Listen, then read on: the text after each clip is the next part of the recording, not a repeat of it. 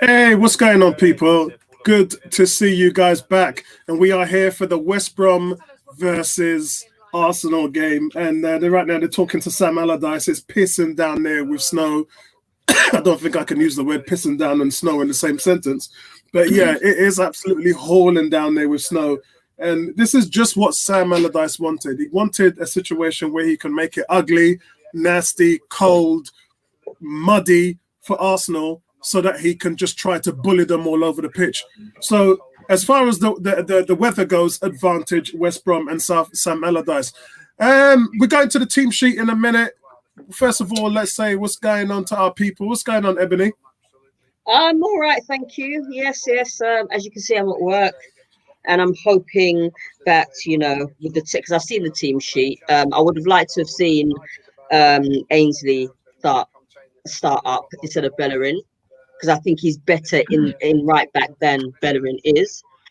But yeah, I mean, Xhaka is still on the pitch, which doesn't surprise me. But yeah. I mean, it seems like a good enough sheet already.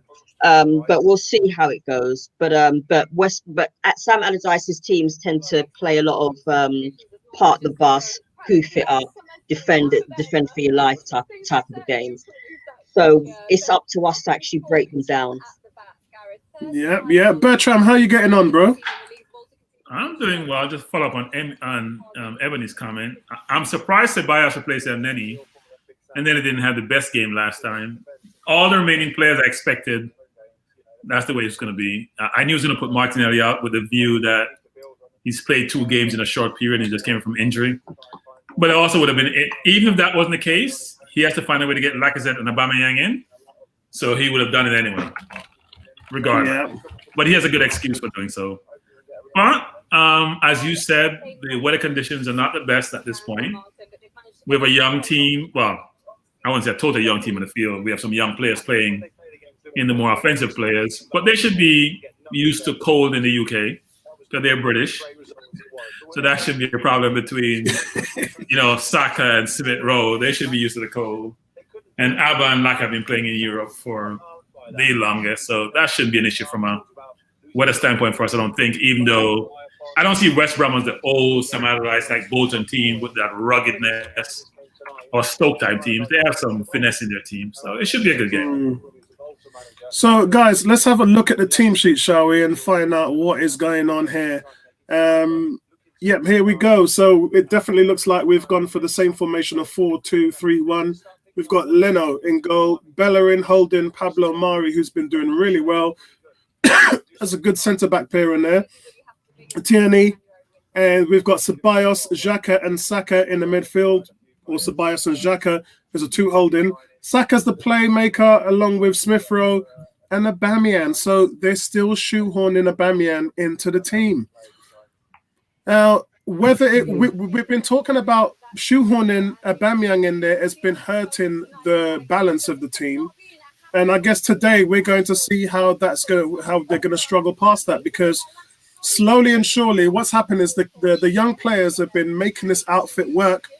They've been more creative, working harder, more hungry, and they've definitely changed the future of Mikel Arteta. They've saved his job.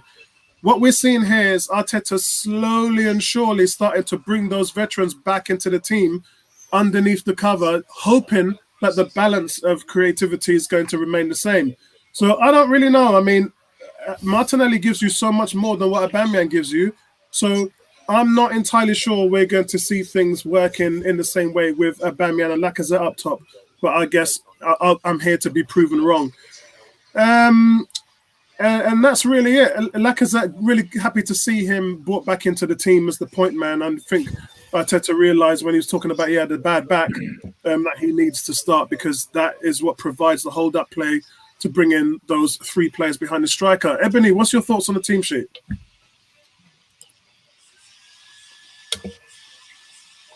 Oh, Ebony's busy. Bertram, what's your thoughts on the team sheet? I think it's what we expect apart from Ceballos, frankly. I expect Martinelli to be on the bench because he's come back from an injury. Arteta wants to get both Laka and Aubameyang in the team.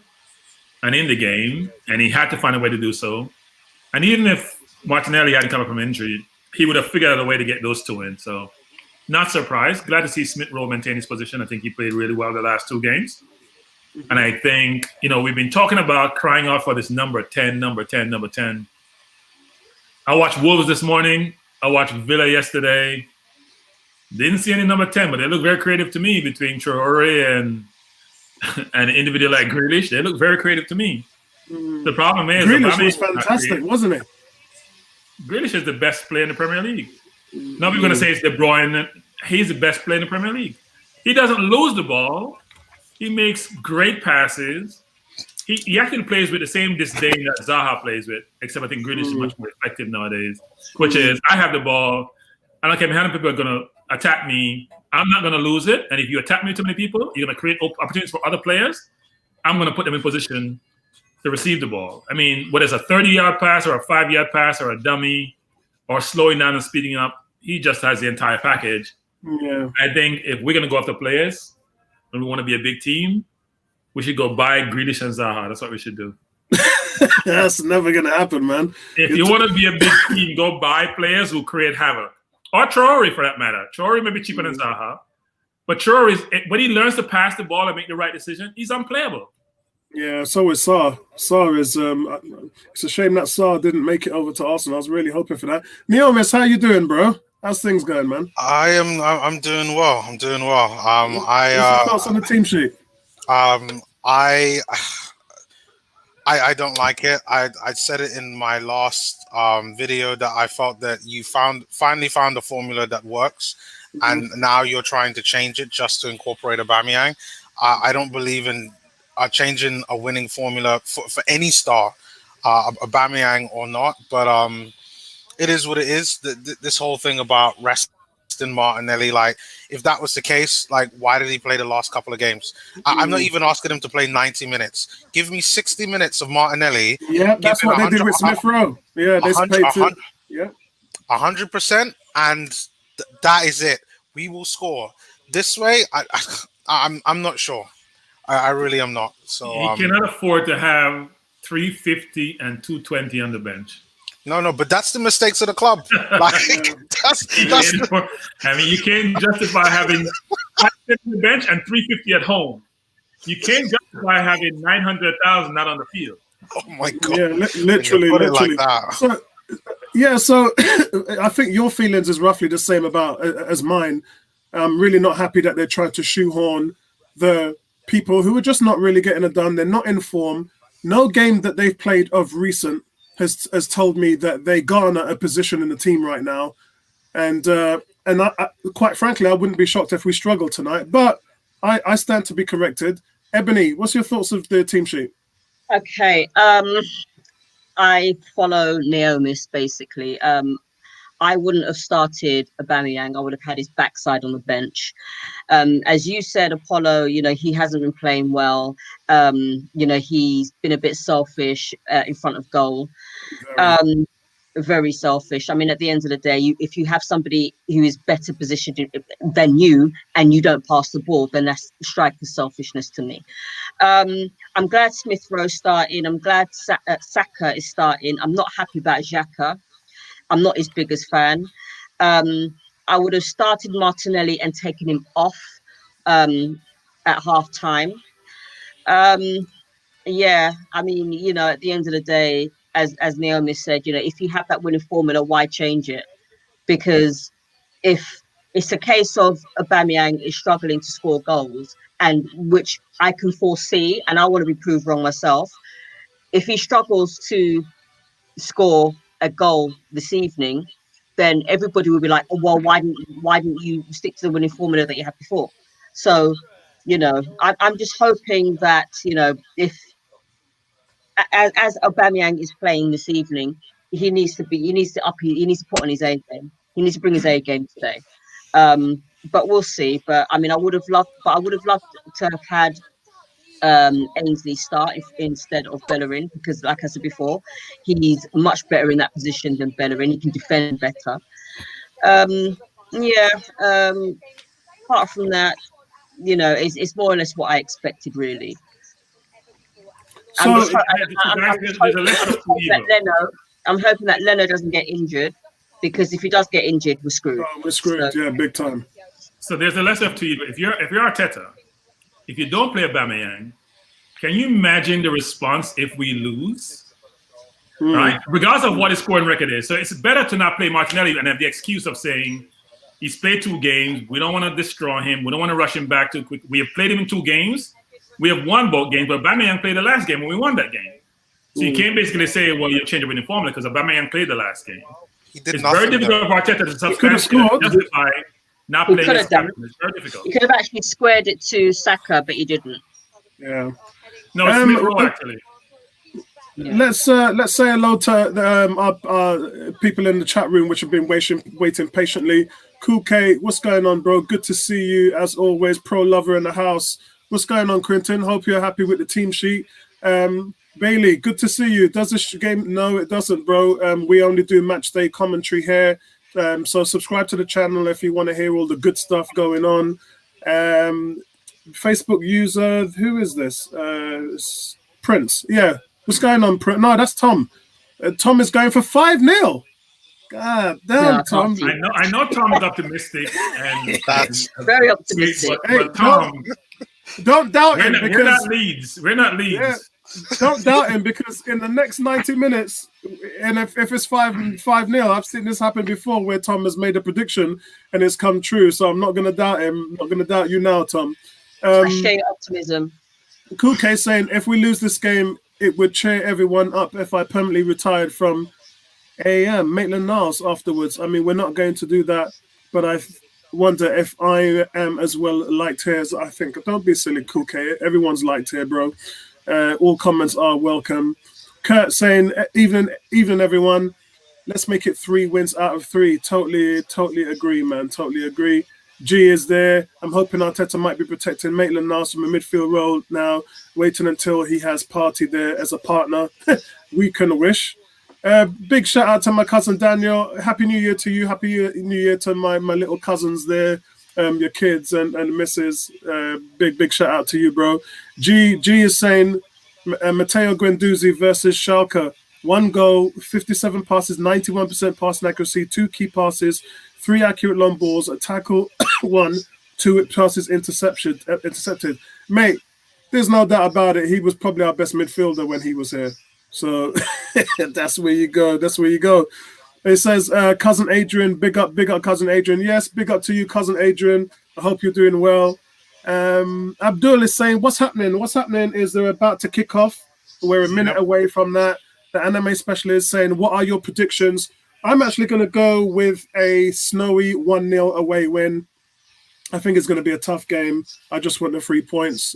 Ebony, what are you going with? I'm going to try and be optimistic and say 2-0. Ooh, 2-0. What are you going with, Bertram? 2-1 Arsenal. 2-1 Arsenal. Neomis, what are you going with? I will be optimistic and I will go with a 1-0. Same as me. Proceed as caution. Yes. Saying, yes. Team sheet is good, but Uber needs to sit down. Sit in the dung. That's like cowpat, man. That's like dung. Yeah, that's how them Americans say it, man. That's like cowpat to me. You know what I'm saying? Man, tell you with the dugout, the dung. Cricket Boss saying, "Happy New Year, all. Happy 2020." It will be if we win today, mate. If we win today, I'll feel good about it. It would be when we get vaccinated. That's when it would be. We all get vaccinated. By the way, I've got some news for you guys. As we're about to kick off, the ACI, which is the airport, the airport organization, has said that no airlines should be mandatory for the vaccines, which is really what we were waiting to hear. So that happened about 24 hours ago. So yeah, that's where we are on there. Mason Greenwood says, "Come on, Man United, we can win the league." You know what? I was waiting for someone to come like that, because I did say the biggest weakness that Man United and Chelsea had was their managers. I was probably right about Frank Lampard, but as always, if I'm wrong, I put my hands up, and Ollie looks like he's getting it done. it does goes to show you when they wanted to sack him. Look what happened with Mikel Arteta. They wanted to sack him as well. Knee-jerk reactions, not healthy for everybody. Ali didn't have Mikel's record, losing like what 8 of the last 9. I mean, you have to be. Their record was abysmal. Yeah. And what did they drop to? 14th or 15th? Yeah, something like that. Yeah. Their record was a bit abysmal. Anime specialist says we're about to get an African style beating from West. I hope not. I hope not. Stay optimistic, Anim. Yeah. So, guys, the game has kicked off. I am at 50 seconds. I don't know where the other guys is. Same. I'm at 1 minute. I'm sure Neomis is way ahead. Yeah, I am. I'm about a minute and a half. Wow. Yeah, I'm streaming today, so I don't have live TV today. And every time I touch my stream, it goes backwards by a minute. So I ain't doing nothing. This thing is staying right here, guys. Pardon for the cough at the moment. My lungs have been quite bad today. Doctor actually gave me this.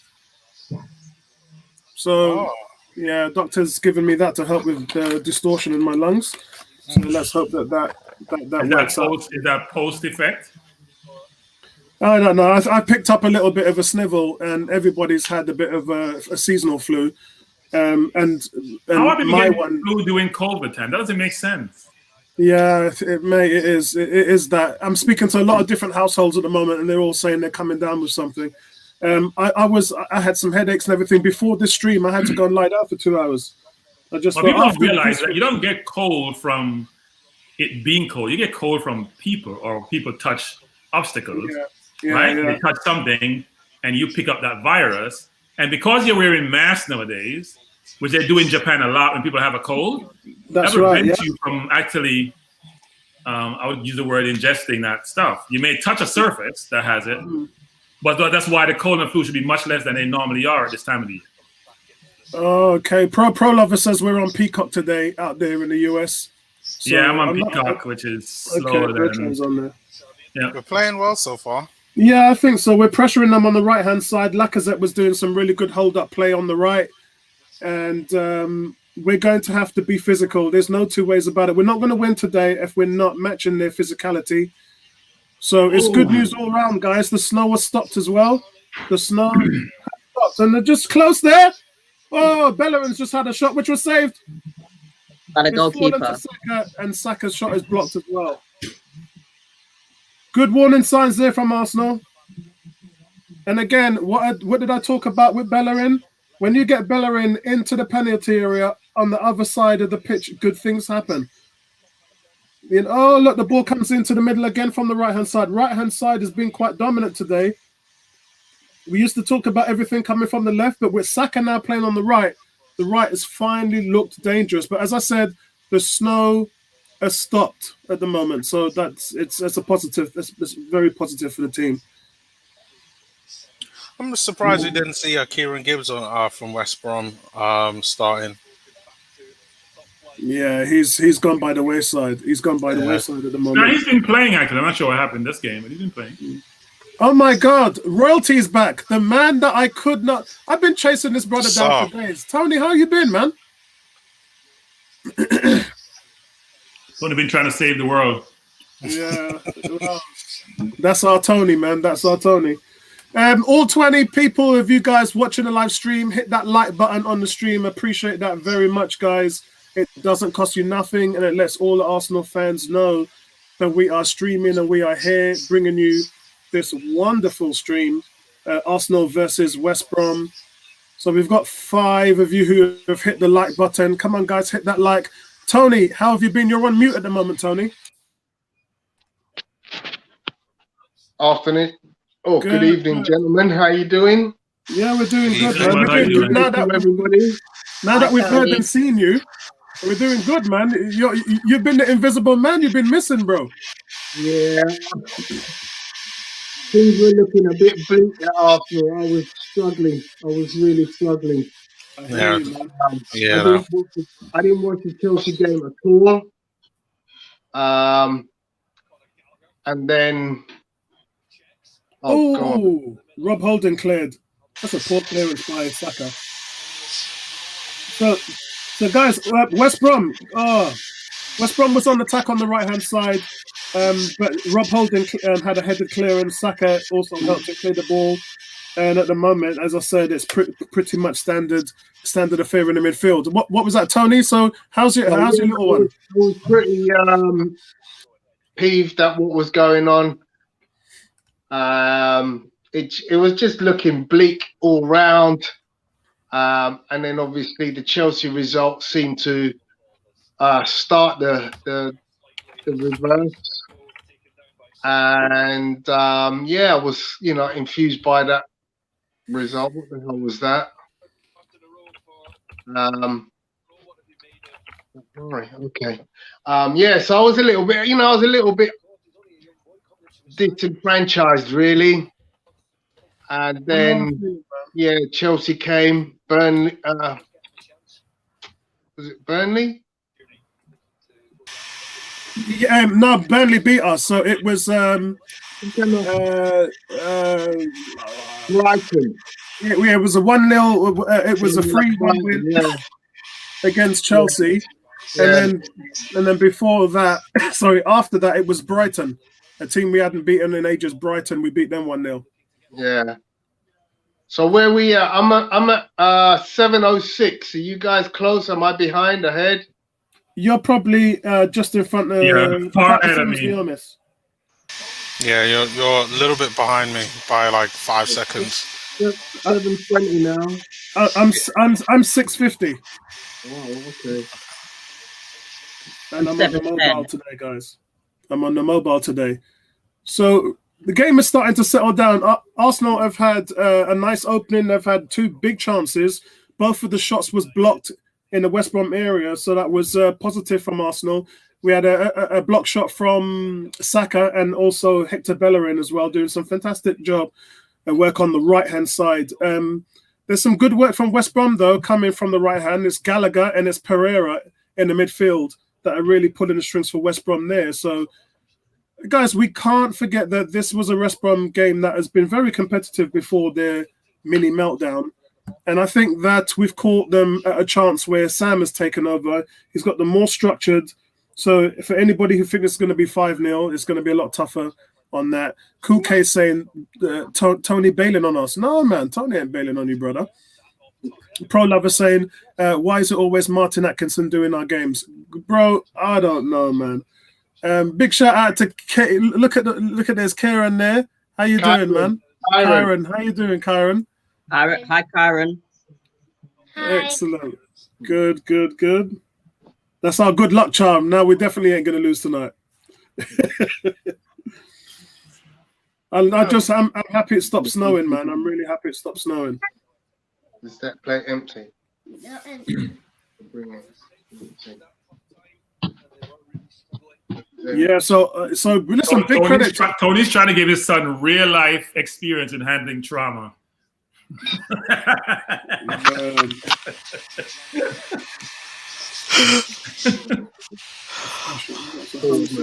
Oh, come on, Saka. Yeah, we got to do, but they're pressing harder than we are in the midfield at the moment. Sam has changed his strategy. He's not parking the bus today. He's actually got him going forward for once. Yeah, I thought he was going to sit 10 behind the ball, to be honest. Doesn't have the respect for us. No, as I said, man, Pereira and Gallagher, they've got guys in the midfield who can play. So, unlucky. Is that Ceballos? No, were you talking about the Saka effort? That chance, yeah. Sentiment is saying snow day, and that's Smevik West Brom. Snow day, snow in Birmingham right now, brother. We've got Saka one here. You just get him. That's a good save. Yeah. Don't Aubameyang watch Laka in practice as to how he takes the ball in and make a pass out of? He doesn't do that at all. Nope. So, guys, we just saw Saka get the ball. He took on the defender and got a shot away with his right foot. How many times have we've seen Pepe do that? How many times have we seen Pepe on the right get the ball, knock it past the last defender, outrun him, and get a shot on goal? Once. If that. Yeah. That's why Pepe will come good. I don't think Pepe. If Saka is on the menu on the right side, it could spell the end of Pepe for me. Yep, I agree. At the moment, 10 minutes has gone. He's had 1 chance created and 2 shots already. Wow. And he's coming off 2 man of the match performances. Wow. So there you go, man. If Pepe didn't have it hard, we're not even talking about Willian. But I wonder if Lenny's home watching Smith Rowe is running back and playing defense in the 10 role. It's exceptional. But that's the type of number 10 we need. One that could drop back. That's the versatility you need from the number 10. Smith Rowe is perfect for that.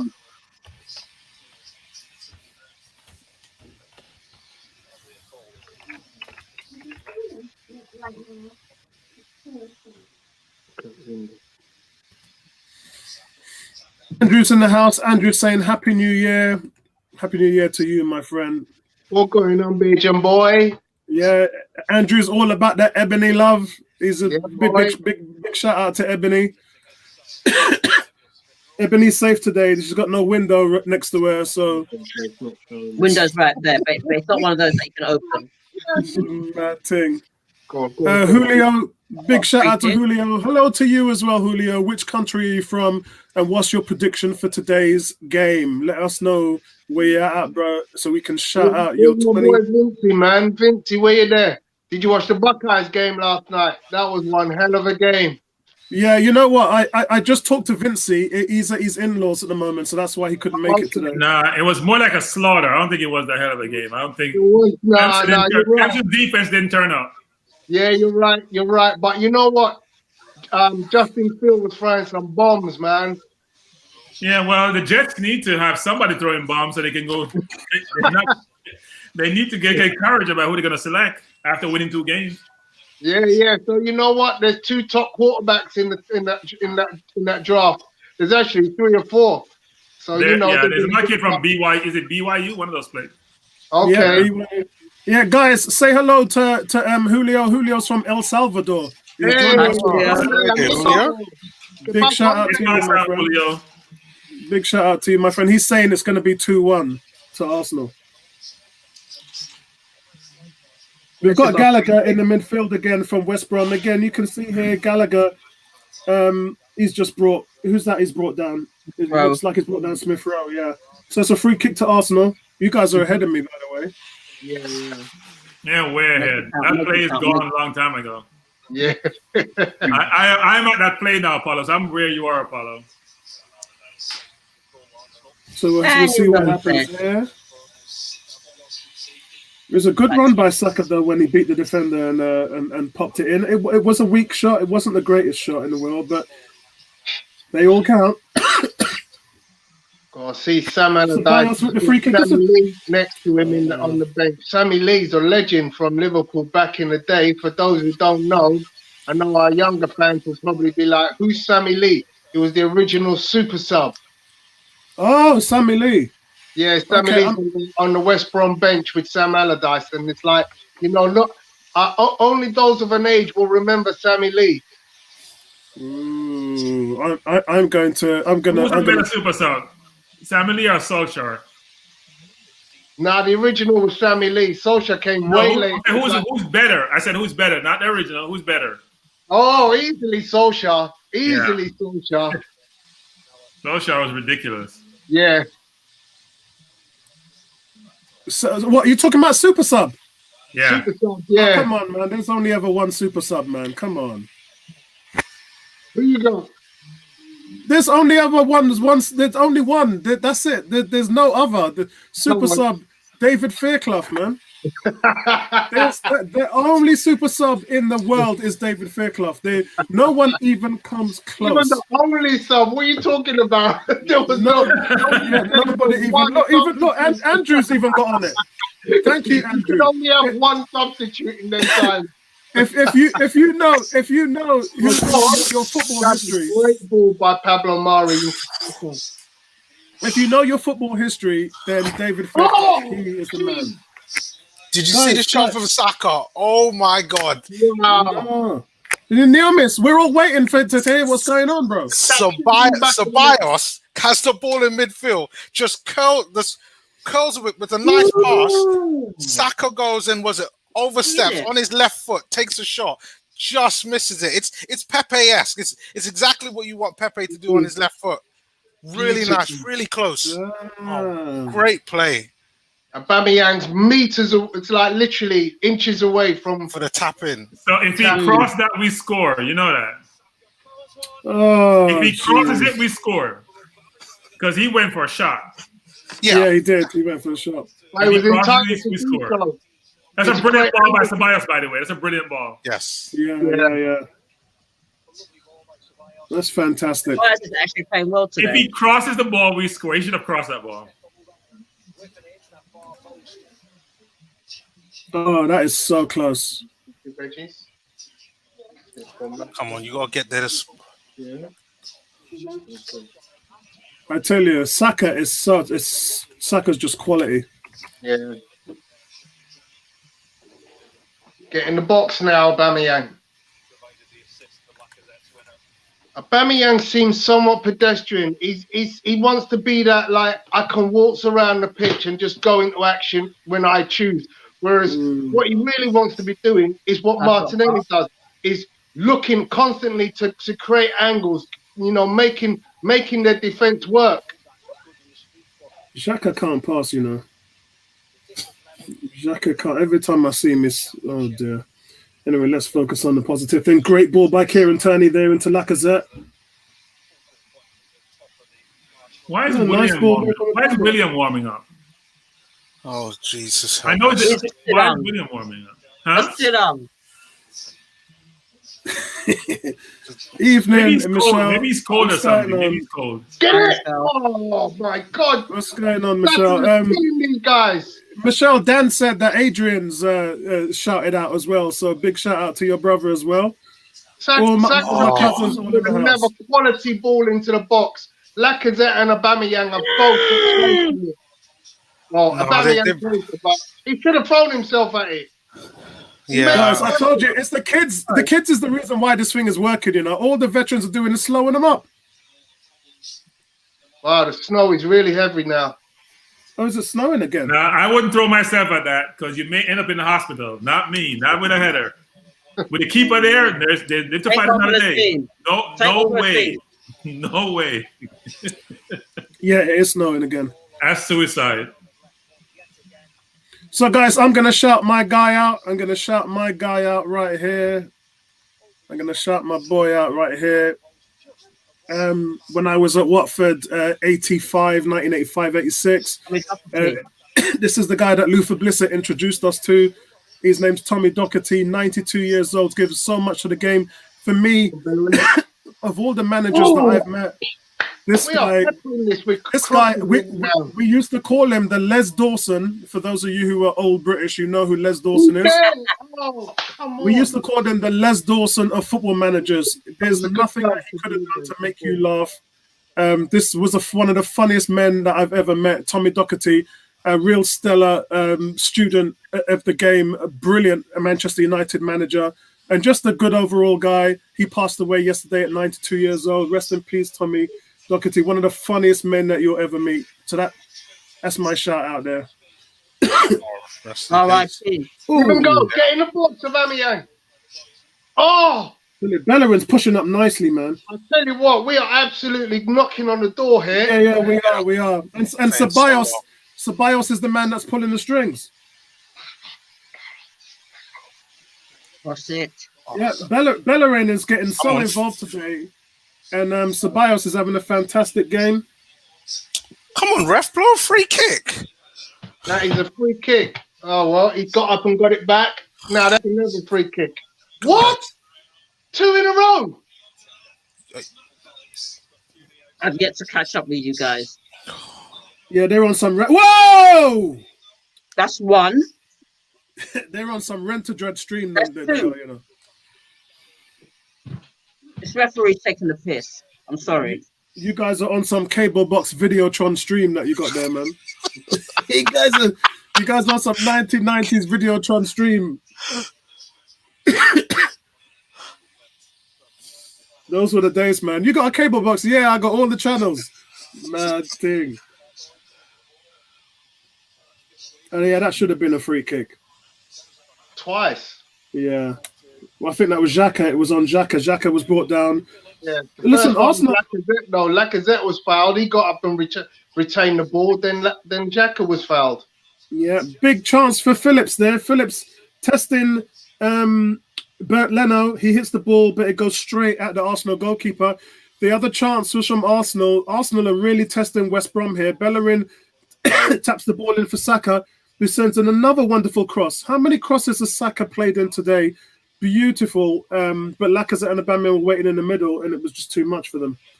Saka's the danger man again today, but the service have been easily coming from Ceballos and Bellerin today. It is absolutely coming down with snow. Saka once again demonstrating his importance to this team, guys.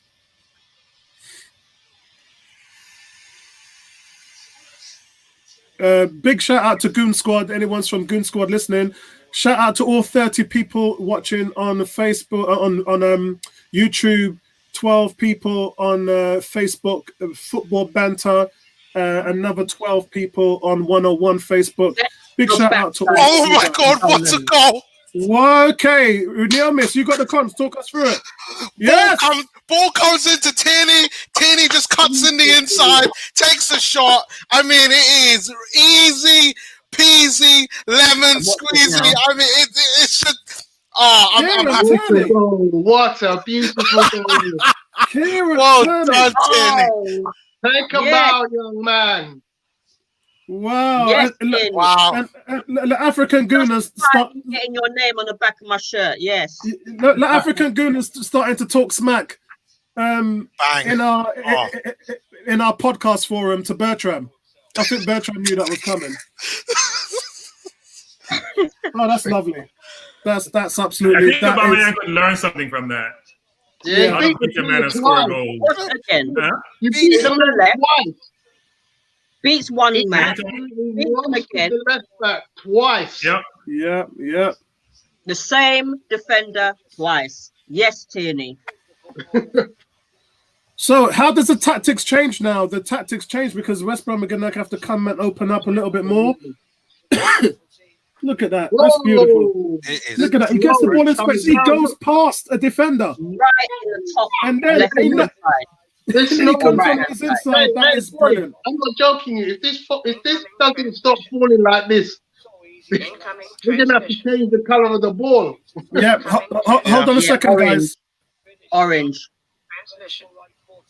Oh my God, look at that. Look at that.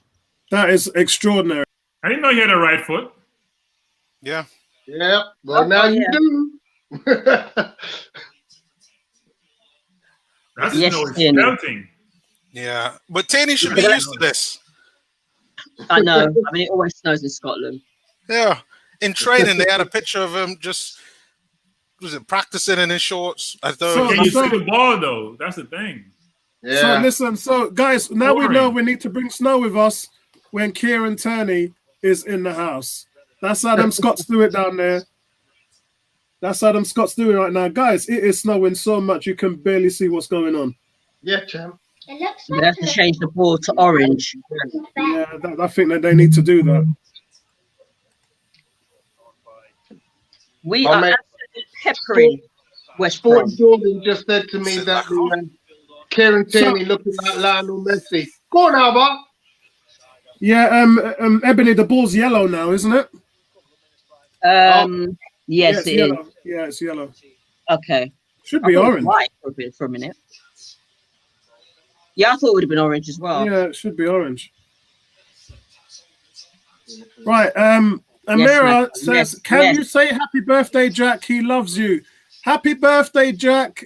I hope you have a wonderful Jack.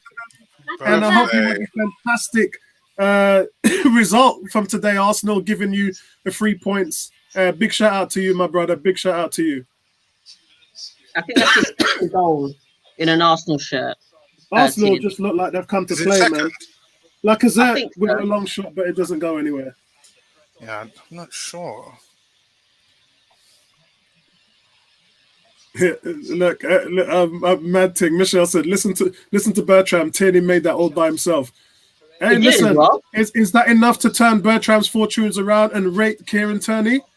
Bertram, is that enough to rate Kieran Tierney? Shove the microphone in your face.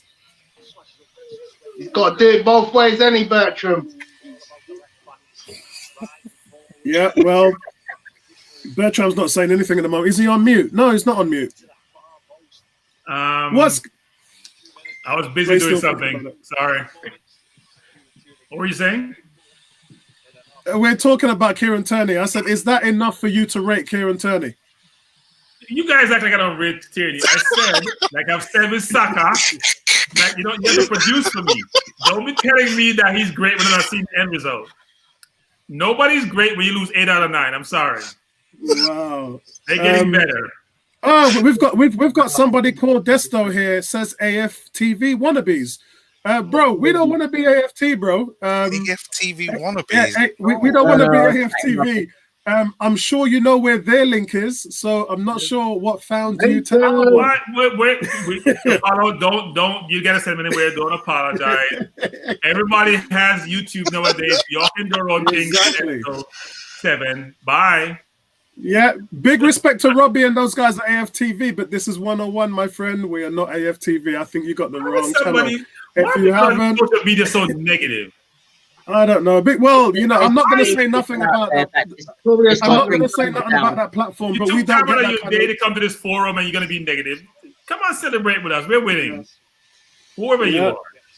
They're probably not even an Arsenal fan, so. Yeah. It's probably the Spurs or United fans that tune into AFT to watch the ranting and disruption. But you won't really get that around here because, we love Arsenal. We back the team, bro. We back the team. Can you imagine if we had Sam Allardyce as manager? Oh, God. No, please don't say that. I could imagine it because we'd be a little bit more. Gravy. Oh my gosh! Whoa! Beautiful team goal! What a goal! Beautiful. That's why I didn't say anything. Just watch it, Apollo. Just watch it. It's brilliant. This is what happens when you play ESR and Saka and Laka. Look at the build-up play here in the midfield. We've got Laka. It all starts from the right. Oh my gosh! Let's watch it again. Perfect. Ceballos to Bellerin. Bellerin to look at that. The first ball by Smith Rowe. Turn around the corner from. So that's brilliant. Do I get any kudos for that? I love Smith Rowe. I've been saying that from day one. Do I get any kudos for that? Yep. Actually, no, you don't. Do I get any kudos for the Smith Rowe? The number 10 that we want. Not lazy. And then number 10 that actually wants to play football. That is awesome. That's the best goal we scored all season. This is why you need to play the children. Wenger Have would be faith so in the proud. children. No, let me say this though. Laka's pass was on point. Yes. Laka's pass he was was on key to that. point. Definitely. Pass, right pace. Well taken by Smith Rowe. Oh, this is beautiful. Listen, there it is. Bertram, there you go. Bertram Apollo talked about Smith Rowe 2 years ago. Yep, I did. He's my boy. I talked about Rob Holding about 3 years ago. Rob Holding, I'm really happy to see him talk in talks about signing a new contract, and I really hope so. And for me, future Arsenal captain Rob Holding. Now you can talk to me about Saka because I actually see the stats. Because before it was 1 goal, no assists. Now I see assists and goals all the place. Now I can rate him. That was phenomenal. Facebook user here, which is probably James Hanbury. I'm having to go into the Facebook page.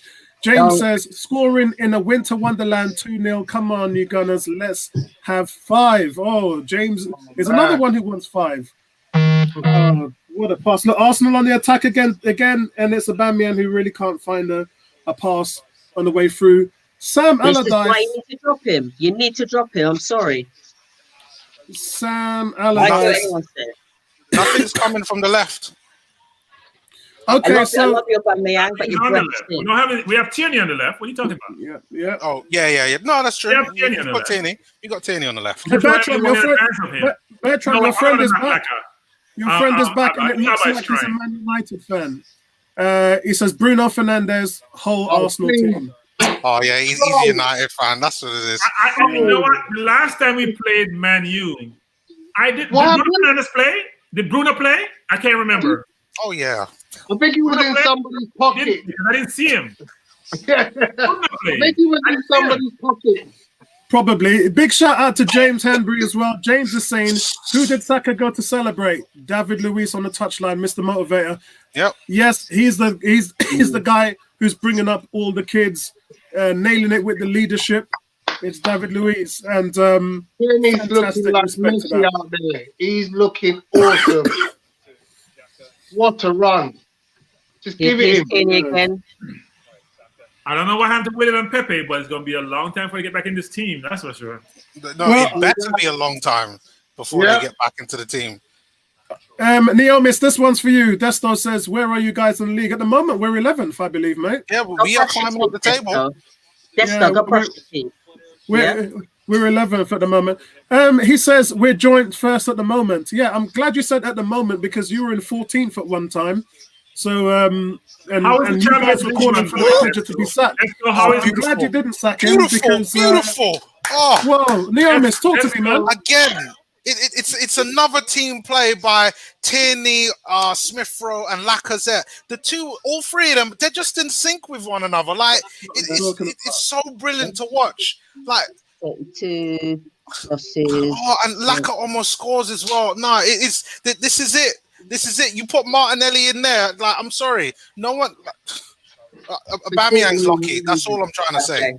Yeah, guys. We were expecting Nabil, but he's not here at the moment. Nabil saying, "Sorry, I couldn't join tonight, guys. Loving the confidence right now. I hear you, bro. Rest up, bro. Rest up. Yes. You know what it is, Neomis. Alba is not in any of these plays. I know. It's brilliant. He's a passenger. Yeah. Aubameyang's a passenger. Which is why I say it again, he needs to be dropped. I don't care what anyone says. I know people want to see him, but he needs to be dropped. Yeah, I don't think we're going to drop the captain. The problem you run into is, I keep saying this, too much money on the bench. Too much money on your bench. I know Pepe at 150, Abba at 350, Ooh, William at 220. Much money on the bench. But the thing is, Bertram, that shows the ineptitude of the board in terms of the salaries that they get, because it's quite clear that the real quality players are the ones that are making far less. Like Aubameyang, you need to build a whole separate system just for him, using all the rest of the players that aren't on the pitch right now. Well, he won't finish the game today. I can tell you that. Or at least he should. Yeah, he should. Look, I'm not going to Abba carried us last year. Even though I've been saying he can't play football, he's a great goal scorer. He can't play football. Rob Holding but having said that, he carried us last year, right? That's why he got a big contract. So let's try to support him and hopefully he comes good. Yeah, you know, listen, Arteta will figure out. Bertram being positive is not normal, so let's try to support him. You know, listen, Arteta will figure out another formation just for him. It just can't be this formation right now. Just let's keep winning and let's keep doing our thing, and we'll figure it out along the way. Yeah. I tell you, Kieran Tierney is going past players at will here. Now we're gonna see how good Laka is, because Laka had people running off him like a Giroud, and he's just finding them. Yeah, that's how good he is. I just love the pass and move, the quick pass and move. We're not even dawdling like we normally do. Loving this at the moment, guys. Absolutely loving this at the moment. I just want to kiss Tierney right now. because if that left hand side is his, that's his. That's his. That belongs to him. How long has it been since we've had a decent left back? Yeah, that's true. Well, we had Monreal. Oh yeah, Monreal was decent. He was all right, but I think Tierney's better. And that's a different So period. here's the question: when Gabriel comes back, does he get straight back into the team? No. I don't know. Don't change it. Don't. Listen, we need a Europa League team, and when you look at the players there that's on the bench, or should be on the bench, Aubameyang, Pepe, Willian, Gabriel, Luis. Like that's a strong backup team. No. There's no Europa League team anymore. You're in the knockout phase. There's no Europa team. There's the better team going to play. That was the first round when you could afford those changes, those decisions. Woo! Easy, Bernd Leno. But can you like the players that I've just listed? They should be good enough to put away Benfica. What next month now? Probably. I don't know. I haven't seen Benfica play. Yeah, I think the Europa League starts in February again. Yeah.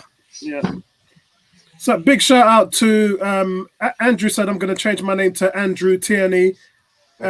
Kyrie Baker saying I'm tired of hearing two left footers can't start. Yeah, that's absolute rubbish.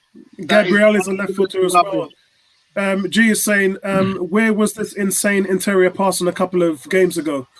The Facebook user who's this is CJ. CJ. So I have a question though. Take out Smith Rowe still. I mean, we still have creativity nowadays. So where was that creativity that we were lacking before? The last few games we created a lot of chances. Yeah. Because we're playing different people up front, right? Yeah. Xhaka. It's the formation. The Saka and Martinelli, Smith Rowe. Yep. They're just a different breed of player. They're creating so much between them. That, but listen, what did I say? What did I say 2 years ago? I said that he is the heir.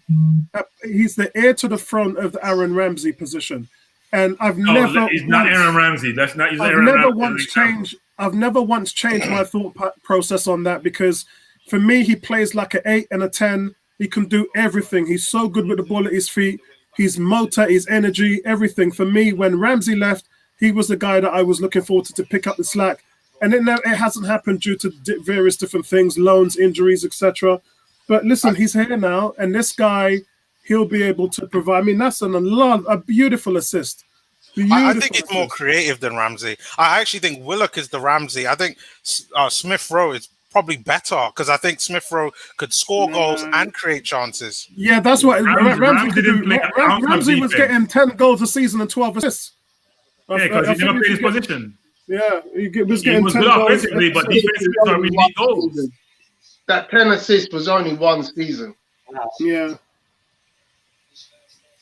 No, Ramsey had the ability to get goals. Ramsey was always injured. Yeah, Ramsey, he won us 2 FA Cup finals, bro. That running late into the box, man, is an art. And we've watched our midfielders fail to do what he does. He did have a little genius beside him, though. Don't forget Santi Cazorla gets a lot of credit for his time. Yeah. Give. Who was that?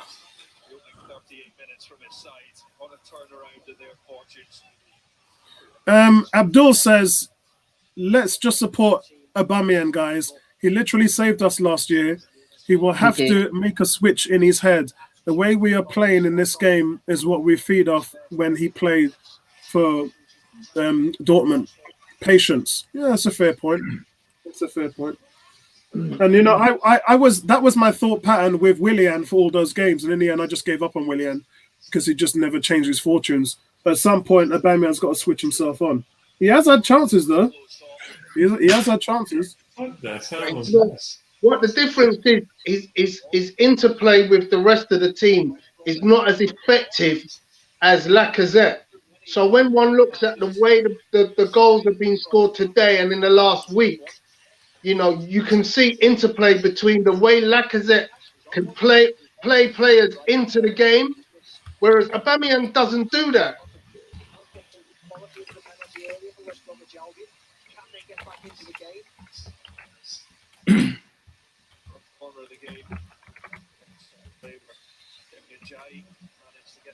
Yeah, this is what I've been waiting for, man. Been all those weeks and months begging for Smith Rowe to play a part in the team. It's what we needed, man. Has a loan deal been? Yeah, it's all done, mate. He's over there now. Klasnach is gone, mate. Yeah, he's gone. I think he's in quarantine at the moment. There's a level of quarantine that he has to do. I believe it's 10 days. But yeah, he's gone, mate. And gone. Is that loan? Yeah. Yeah. But they're paying all his wages. So Good. it's that's not loan. That's free. That's Yeah. free. So we call free. I don't So think when they're you think getting about anything it- apart from the wages of the books. Yeah, which is a lot. Let me just add that up. It's 100K. Bellerin.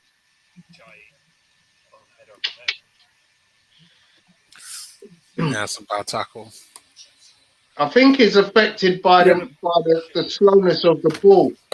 So we've saved 2.6 million by sending them out on loan. That's peanut. Gets the yellow card.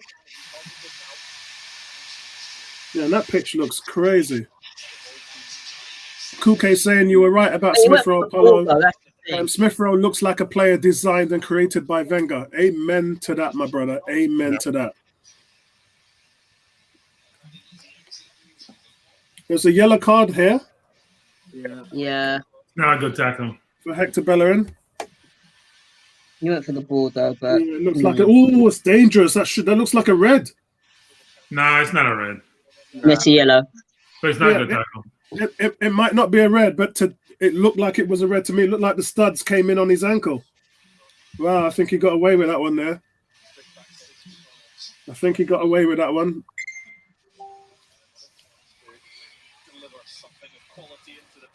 If Bellerin had got sent off there, I wouldn't have complained. That was awful.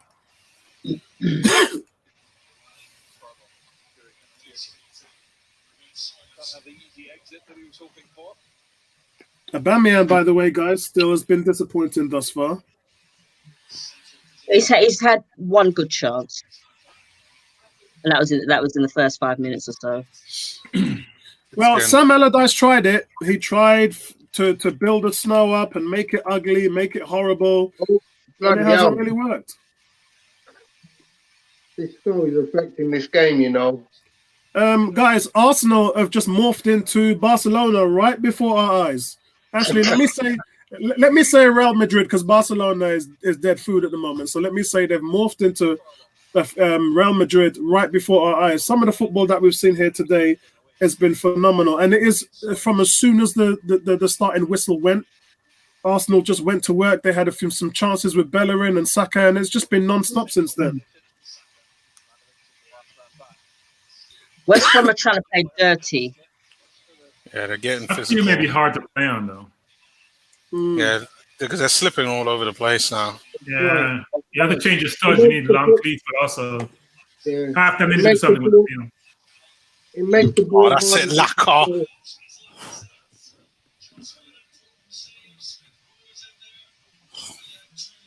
Oh, well done. Oh, what a... I think you've just seen where... Lacquer's up there. It's just trying to play up beautifully. And then Gets the shot off on goal and literally... Lacquer. That's what you call a striker that's confident right now. That was a good save by the goalkeeper, though. Yeah. He's so confident, Lacquer, to even try that. Yo, what's going on? Big shout out to my brother Sam. Sam, nice to see you in the house, man. Nice to see you in the house, bro. Big up Xbox. Big up Destiny 2. Big up yourself, brother. Guys, and all of this is happening without Thomas Partey. Yeah. Just think of how good we're going to be with Partey. All of this is happening without Thomas Partey. Yes.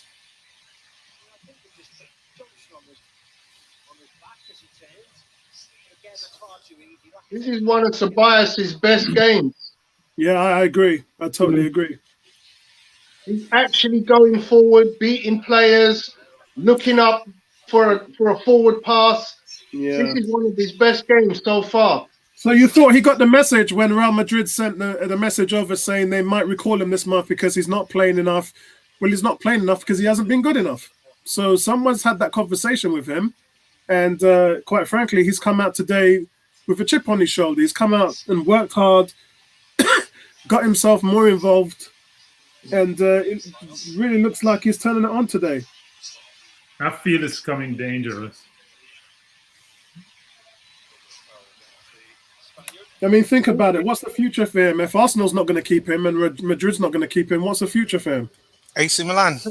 Yeah, I was going to say AC Milan. He'll go back home to Real Betis. He'll go back home to Betis. That's fine with me. He's been. I had high hopes for Ceballos. He's just been really inconsistent. He has been just so he's close. not even been inconsistent. He's been disappointing. Yeah. You know, Lacazette deserved that goal there. Big save. Yeah. You know what I would say about Ceballos is, you know, interestingly, if Thomas Partey comes back into the picture, right, who do you pair him up with? Do you pair him up with Xhaka, Ceballos, or Neni? No, it's Xhaka. Yeah. Because he likes to overlap too. He likes to go forward. Yeah, I'm pairing him up with El Nene. I ain't never gonna want Xhaka in my team. I don't care ever.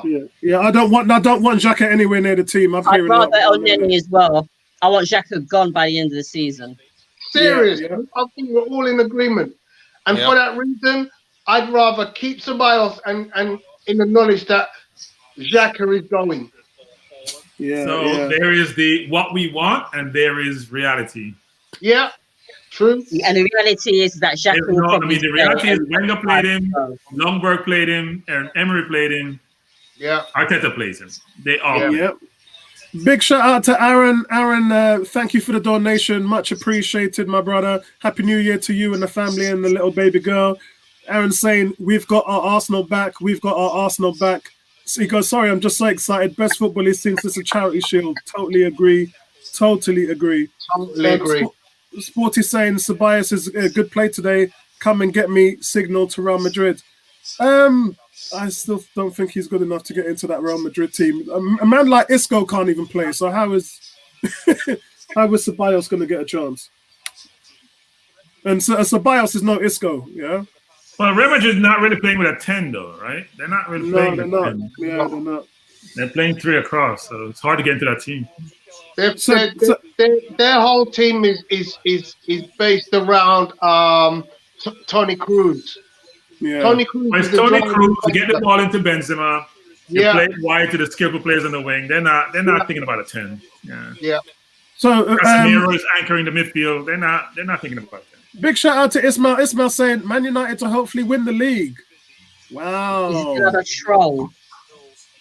Wow. What is going on with Man United fans today, man? Got time, you know. Them man, they got time. Yeah. These are front-running fans who from Man U. They get all excited and lose to No, bro, where were you 2 months ago when they were in 14th place in the league? That's what I'm saying. They were all asking for Ollie's head. Like, I got it wrong. I said Ollie was gonna bring them down, and he's where he is. So big credit to Ole Gunnar Solskjaer. They have a very talented team. Very talented. Their front three outscored Liverpool's front three last season. I've been saying that for quite a while. You fix the stuff that's going on behind them. Joining. They have got a very good team. You fix the stuff that's going on behind them with Bruno Fernandes, and all of a sudden things start to work. And now he's being smart. He's solidifying his center of his mid. He's doing like what Marina does with Sissoko and Højbjerg. He's using Fred and McTominay in the middle to plug that little hole they have. Bailly's playing well now. They have a good team. Yeah. I think the most important thing, guys, is we were asking, is Arsenal going to be back after that Chelsea game? And Arsenal are back. I mean, they won at Chelsea. They won at Brighton, which they didn't do last season. They've gone away in the snow, muddy, horrible, nasty weather to take on one of the most defensive formations. Well, actually, I don't think they came out defensive. I thought Sam Allardyce wanted to come out and hurt Arsenal physically, and it's not worked out for him. You know they're not working defensively because they got 5 shit past them by Leeds. So let's not jump too high about how good Sam Allardyce is. I think they started off doing it at Liverpool, right? But Liverpool sort of forced you to play that way. Liverpool actually forced you to play that way. It's not because you want to, but they did it well.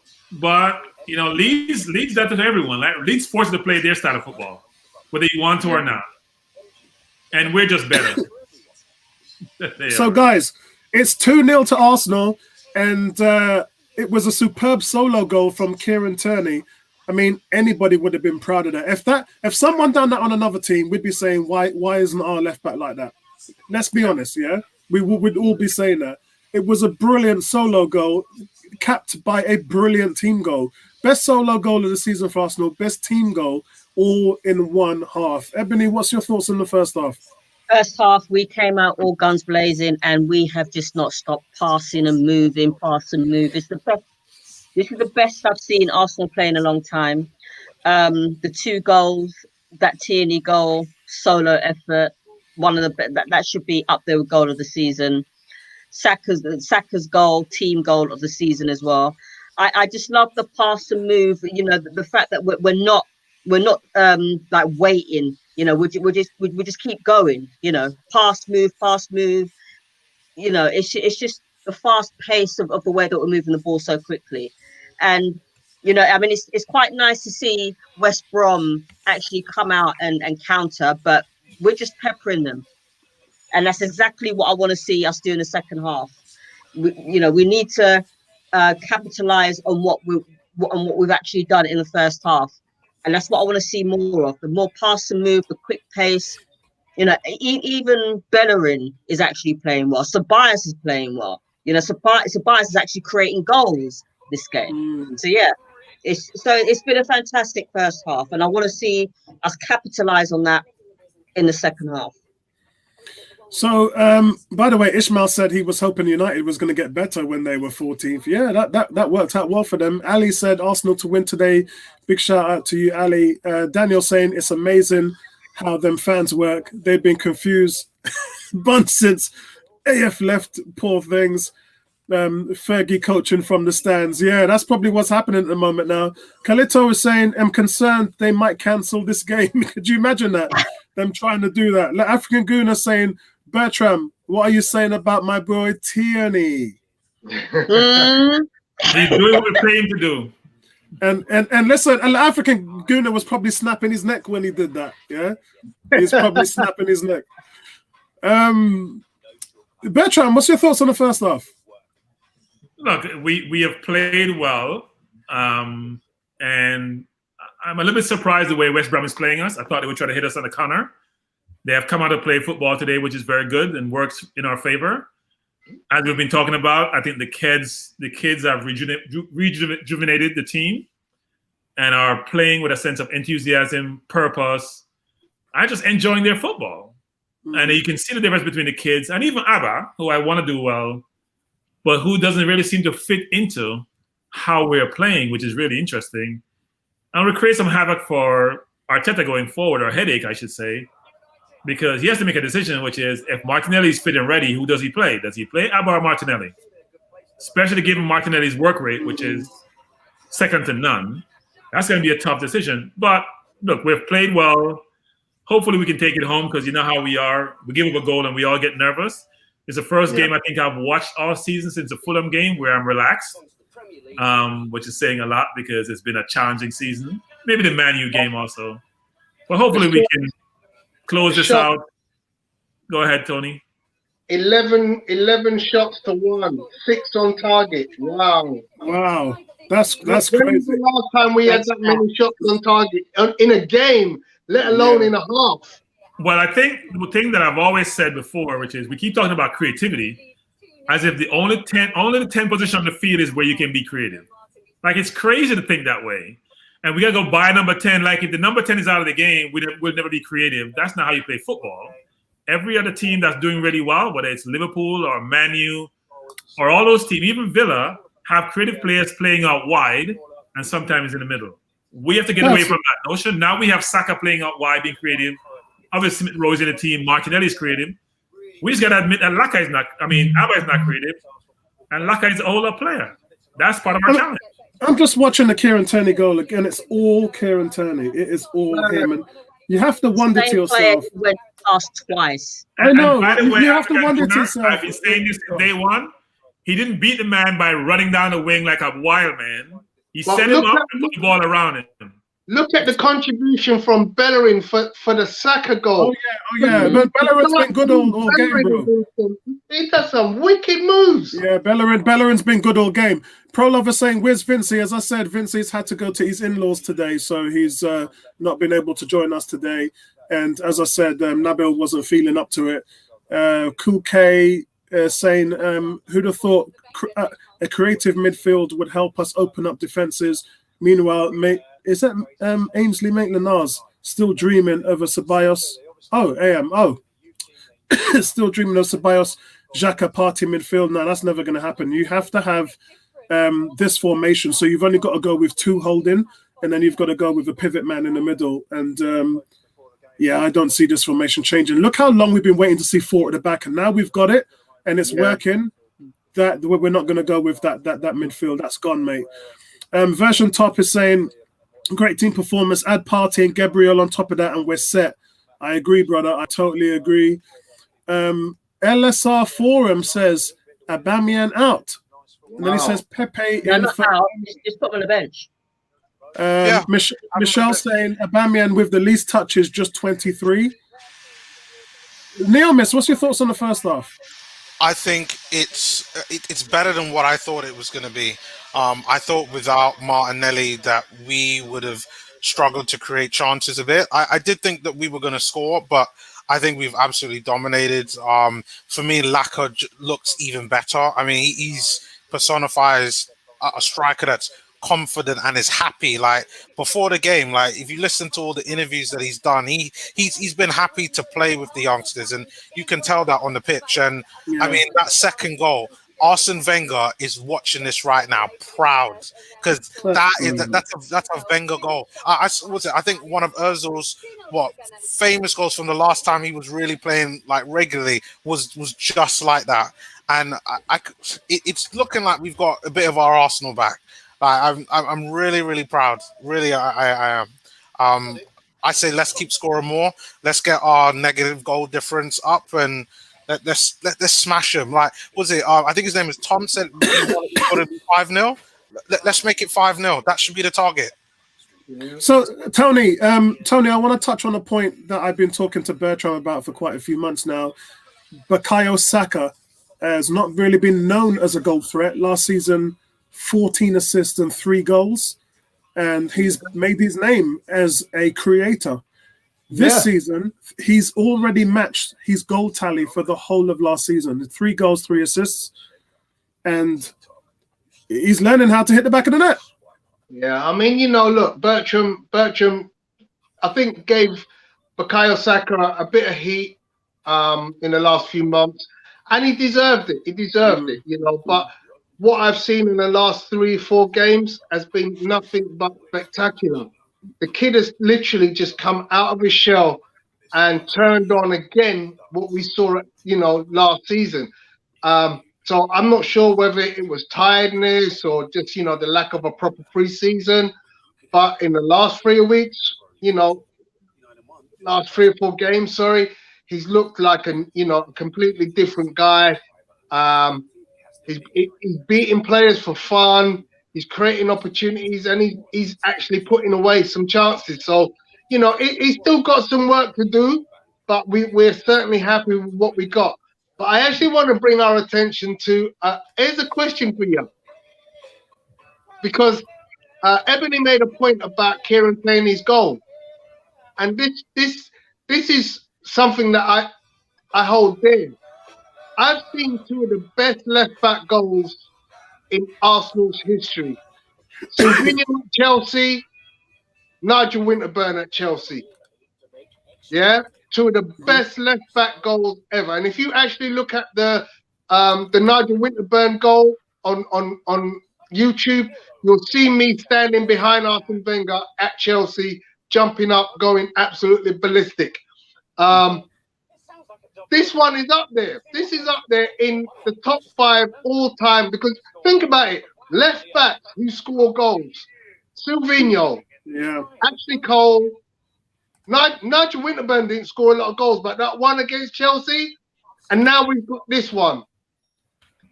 Who, anyone else want to put up a great left back goal for Arsenal that compares to what we've seen today? Well, what's his name? Gal Clichy, in 7 years at Arsenal, scored 1 goal. Yep.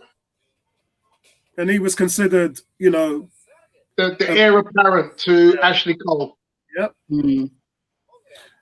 Ishmael saying, Apollo, what do you think of Aubameyang? I think I feel for him, to be honest. I really feel for him because he's got so much movement and creativity in front of him. And Julio Baptista. I got a shout. Julio Baptista scored one screamer against Liverpool, wasn't it? Yeah. Look, I think playing him is the right thing to do because I think he's lacking confidence at the moment. This is supposed to be his team.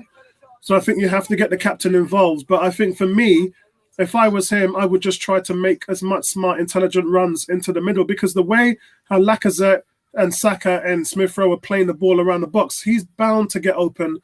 And today we already saw him miss a few chances. In the game last week against Brighton, he could have scored there, and it was a great save by Sanchez, the Brighton goalkeeper. And look, his time's going to come. He's a goal scorer, and I think that's all we got to ask from him. He's been, as a creator, I don't think it's suitable for him to ask him to be something that he isn't. And I think that at the moment he just has to try and find a way to fit into this team because he's definitely holding them back at the moment. Aubameyang's a confident striker. Guaranteed, he just needs one off his knee, off his bum. He gets one, and all of a sudden the confidence comes back. You see that big bright smile on his face, and then he starts thinking, "Hang on a second, yeah, I can do this again." Don't forget the last goal he scored was against Arsenal. Yeah. Exactly. Here's the problem, Tony, that people don't seem to realize. So when you're playing a team with dynamic players, or players like Laka, who, if they're not scoring, you can see their contributions to the team. Abba doesn't have that in his repertoire. So if he doesn't score, he really doesn't have good games because he plays in spurts. He's not a good hold-up player. He's not a good passer. His movement can be good, but you have to find him, right? So if he's not scoring, you're not going to see him at what is deemed to be, quote-unquote, his best. Yeah. And right now he's not scoring, so he looks very ordinary. So Gul's saying if we would get Buendia, we are a team that could be really good. I totally agree with that, but I think with Partey coming back, we're probably going to be good anyway. With some people, you have to realize how much that we're missing a man like Thomas Partey and what he could make, in terms of for our team. Sorry, guys, my lungs are not great today. I think when Partey comes back, what you're seeing now is going to be dialed up to 11. I think we're going to be on steroids when he comes back. I don't think we should rush Partey back. I think we should. I've been told he's coming back on the 14th. He'll be ready for the game on the 14th. So that's within plenty of time. He's not going to play next week. We've got a 7 days rest. Yeah, that's a reasonable. Yeah. And you bring him back gently. You play him 60 minutes. You play him 60 minutes, and then you give him a 90. So, I think that's a good time scale. He had a scan on Thursday, and the scan was pretty clear. They only found small abnormalities in there, so the scan was good. So he's training and he's running around. He's looking good. He's just trying to see if there's going to be any setbacks, but he'll be ready to go in the next couple of weeks.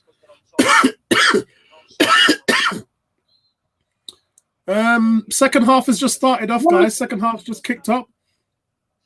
It's fine. It's fine. It's offside. I'm gonna say it looks offside. Oh God! It looks way offside originally when the guy goes through. So Michelle said that there was 20 passes in the lead up to Tierney's goal. Is that Tierney's goal or Saka's goal? Because Saka was the team goal, Tierney was the solo goal. Just check that, Michelle. But if that's the case, then it's still very impressive.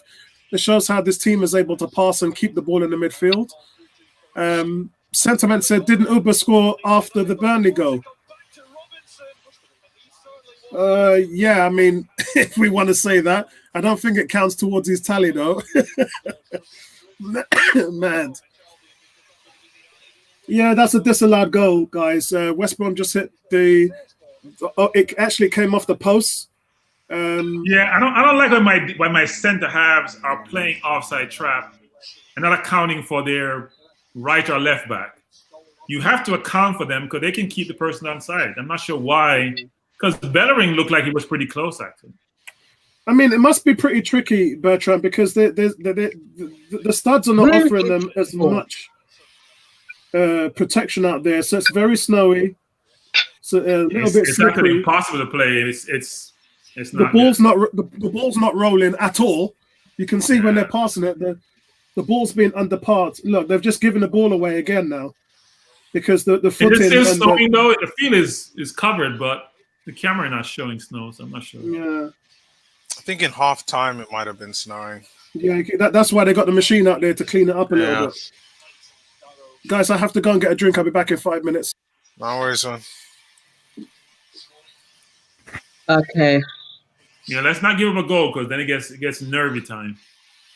Let's try to score Yeah. another one. Yeah, let's go out, get the third, and then Arteta is more than welcome, in my opinion, to bring on all of the out of form players, the Pepes I and don't the want them on. Williams. I don't want them on. I don't even want to see Willian, Crusty the Clown, as I call him, on. Oh, That guy hasn't played a good game since Fulham. Well, William got his retirement money, so it's a good thing. We're in charity business, so. Lord. Yeah. I mean, It would be great. It would be great if Martinelli came on in the last 15 minutes and A&M came on in the last 15 minutes. But yeah, they can't even pass the ball now. It's really bad, actually. The ball is not rolling. I'm surprised with it. I'm surprised was it West Brom didn't have was it heating under the soil to be able to prevent it from being so thick. Remember, West Brom just came up with it. They don't have that kind of money, Neoman. Oh. I should, yeah. Sorry, I should have remembered. I should have remembered that. That's Arsenal, Chelsea, Man City type money. Man U. Yeah, West Brom are considered like the bottom half, mid-table to bottom half. Come on, Arsenal. That's it.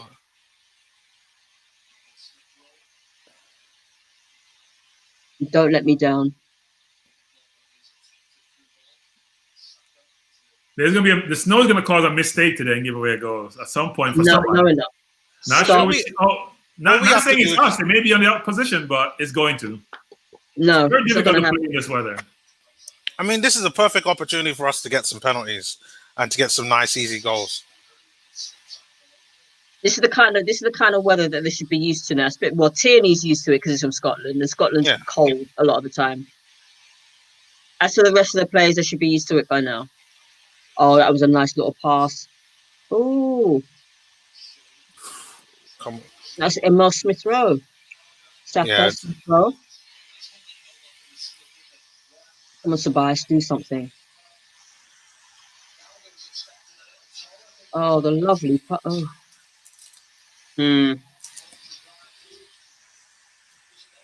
That snow is coming down. It's snowing. It's only getting worse. It's not getting better. Is there a cold front in the UK this weekend? Yes. Massive cold front, I assume. Absolutely. It's not been snowing yet. It's been frosty. Yeah. And I've had to go out and literally scrape the car. But it has been very, very cold. I think it wants to snow in London at some point. Oh, okay. Not as bad as Is that? the States or Canada, but yeah, it's gonna. I think it will snow.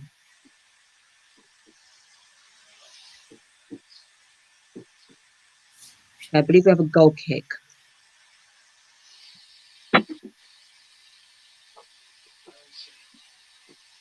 So have you stopped? Say again, everybody. Have you stopped criticizing Tierney? I wouldn't call it criticize. It's constructive suggestions. It is like you can't beat a man by just pushing the ball down the wing and trying to run by him every single time. He set him up today. He played around him, went back and played inside. Your one way of beating a player becomes known to everyone. Okay. I've been meaning to get his name on the back of my shirt. I think I'll do that this week.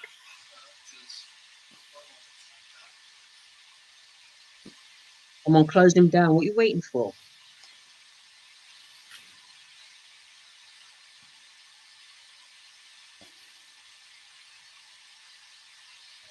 Right, A guys. little bit of What an did I injury right miss? now. What did I miss? Nothing. Nothing much. Nothing. It's a bit of a foul on Tierney. He kind of gets sandwiched in between two West Brom players. Has a man land on him, but he's fine. You can see from the terrain, guys, it's very difficult to play out there at the moment. Yeah. And because Bellerin's of that- coming on. Oh, God. That's Smith Rowe on the floor. No, it's not. No, Who's it's that? Tierney. Tierney. It's Tierney, yeah. Please don't be injured. Oh, okay. So, yeah, it was Kieran Tierney that had 20 touches to the goal from Michelle. Nice one, Cuz. Nice one, Cuz. That is Anime a specialist foul. is saying how's the second half go? The second half, where we go? Here we go. Second half at the moment, there's some neat play by Arsenal. Ceballos has picked up right where he did on the first half. We've had a substitution. Yeah. Oh, here's a yellow. Here's a yellow. Yeah. And Maitland-Niles is about to come on. A yellow because you may make For a mistake Bellerin. and slide in someone. But I think anime specialists, it's a better start from West Brom. They look as they're looking to get back into this. No. We were close to scoring. The through ball comes into Lacazette. Lacazette tries to take it round the keeper, gets a shot off, but doesn't quite manage to roll in. West Brom get the ball off the line. I think it's a possible injury for Bellerin, guys. Oh, that's a shame. Okay, we've got A&M. Yeah, That's okay. We've got A&M. it's 55 minutes, and we don't normally get a substitution of 55 minutes, so that definitely means it's an injury. Ooh. I've just seen it now, miss. Just seen it. Yeah. Unlucky. Yeah, Laka Deserves a goal today, man. Yeah, he's played really All well. our shout is like 5 minutes late. Want to get me excited? What happens when you can't get on Sky or what are you guys on? Because I'm watching it on some non-Brazilian. Yeah, I'm on my mobile phone. I'm not going to go into the front room. I tried that last time, and Neomis and Bertram said that my phone was conking out. So so I'm not going to do that. I'd rather be behind and have a stream than have. Is this game on Sky? No, BT Sports. Okay.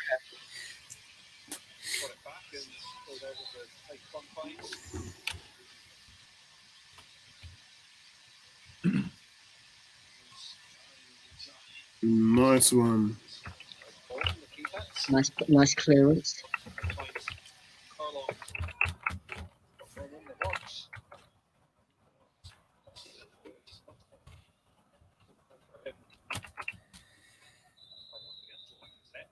And the game it seems to be a battle of wills in the midfield at the moment. And Lacazette has really, really played well today. Lacazette's going to get big respect from me. Where's Rodriguez when you need him? We have a subscriber called Rodriguez who's a big Lacazette fan, and he always gets annoyed when we tell him he's been playing shit. And now he's been playing well. I'm waiting for you to show up so I can praise your boy Rodriguez if you're listening. Hey man, I don't care who it is. You know, I've got players who I love. You know, if they don't play well, I say that they don't play well. I've had to say that with Nketiah. I've had to say that with Rob Holding. You know, those are two players that I really, I wouldn't really say. So I'm gonna Martinez was phenomenal. But I'm warning on that, which is. Have you seen the Martinez? Did you see the Villa Man United game yesterday? No. Ebony? Oh, watch the game. Watch the highlights. Martinez. Oh my God. Save after save. He was phenomenal yesterday. I was looking at the who scored rankings. He's ranked the number 2 goalkeeper in the league. Emi Martinez. He's number 1. Number 1 was, let me just go and have a look again now. And I'd like to know where Leno is. Leno was number 7. Well, he plays for Arsenal.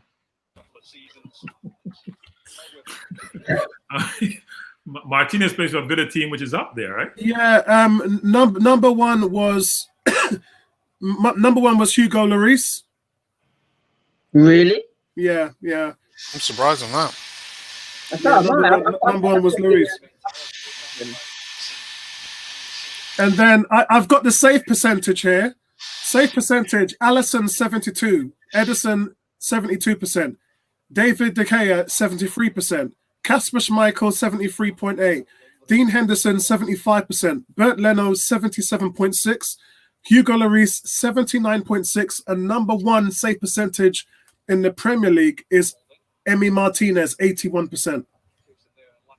77 is not bad. 77 plus 20 million, I can live with that. Listen, as long as we cut down the mistakes, I can live with anything. I don't want no mistakes, man. It's the mistakes that have horrified this guy.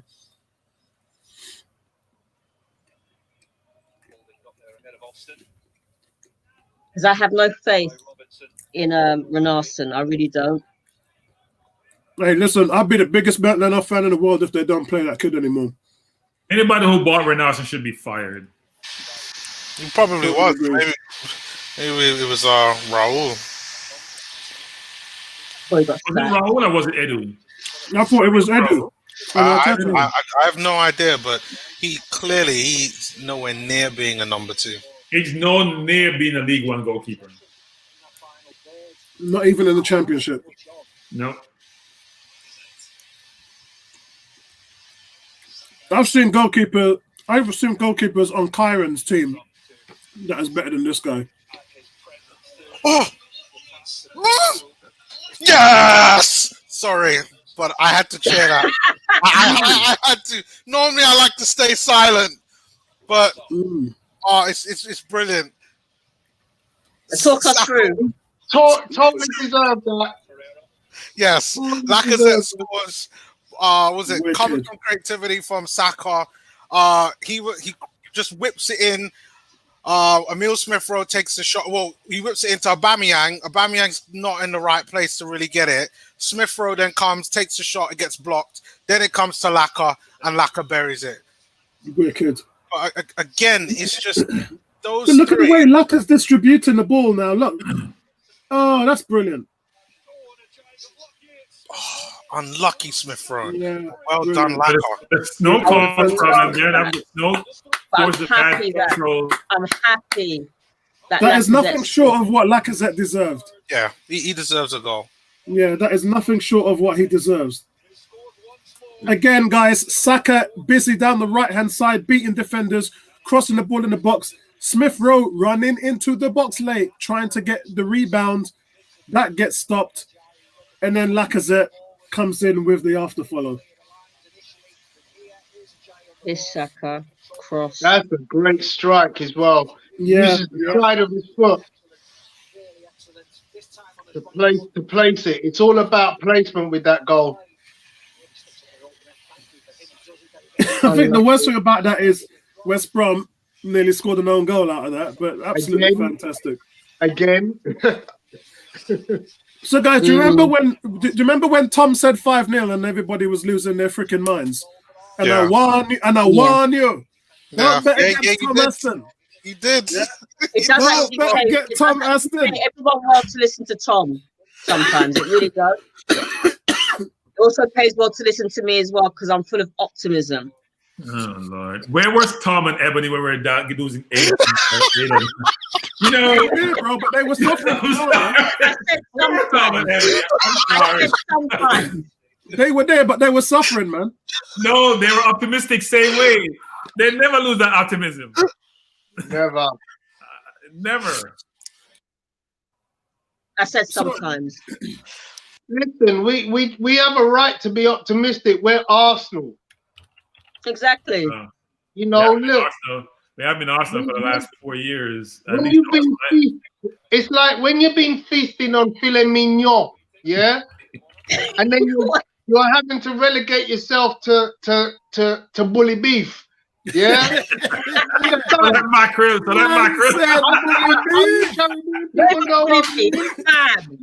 He's fan. Man said bully beef. You had to become vegetarian because you can't afford meat. Man said bully beef. So, guys, just going around the clock. I didn't want to, 2 wins with Brighton and Chelsea. I was just like, no, guys, we're not officially back. This isn't it.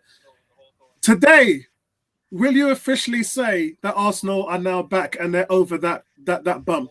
Ebony. Just keep it on the down low for now. Yeah, I'm being Too realistic. late for that now. We've had 3 wins in a row. We're on the streak now. Let's keep it on the down low for now. Let's see what happens from here on in. That's what I always say. So no yes or no from you. It's a yo. Bertram, is Arsenal officially back? It depends on what we call back. So if we play the kids like we've been doing, Come on, Albert. we will come back. If we keep playing the old folks like William, we'll be challenged. Neo misses losing. Pissing me off, jumping up and down. Oh, Neo misses losing his shit. Tom Aston, where are you? Tom Aston, my boy. I can't believe the African Gunner, Smith-Rowe Oh, onto Aubameyang. Tierney on the left. I'm sorry. We don't have a left side. We have a right side and a Tierney. That's what we have. No, I won't say that because Abba made a brilliant play actually. Abba was a brilliant play in that goal. You know why? What did he Because do? he never looked outside. He never looked to his left. I can't believe He made this. sure the defense collapsed in the middle. Then he played it wide. Look at the play again.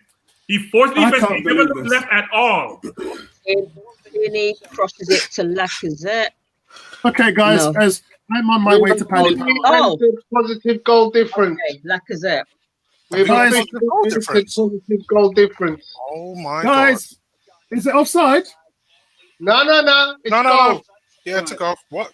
I'd be shocked. No, Right, guys, here we go. The odds on He scored with 5-0. his knee, you know. That's his knee scored that. Yeah.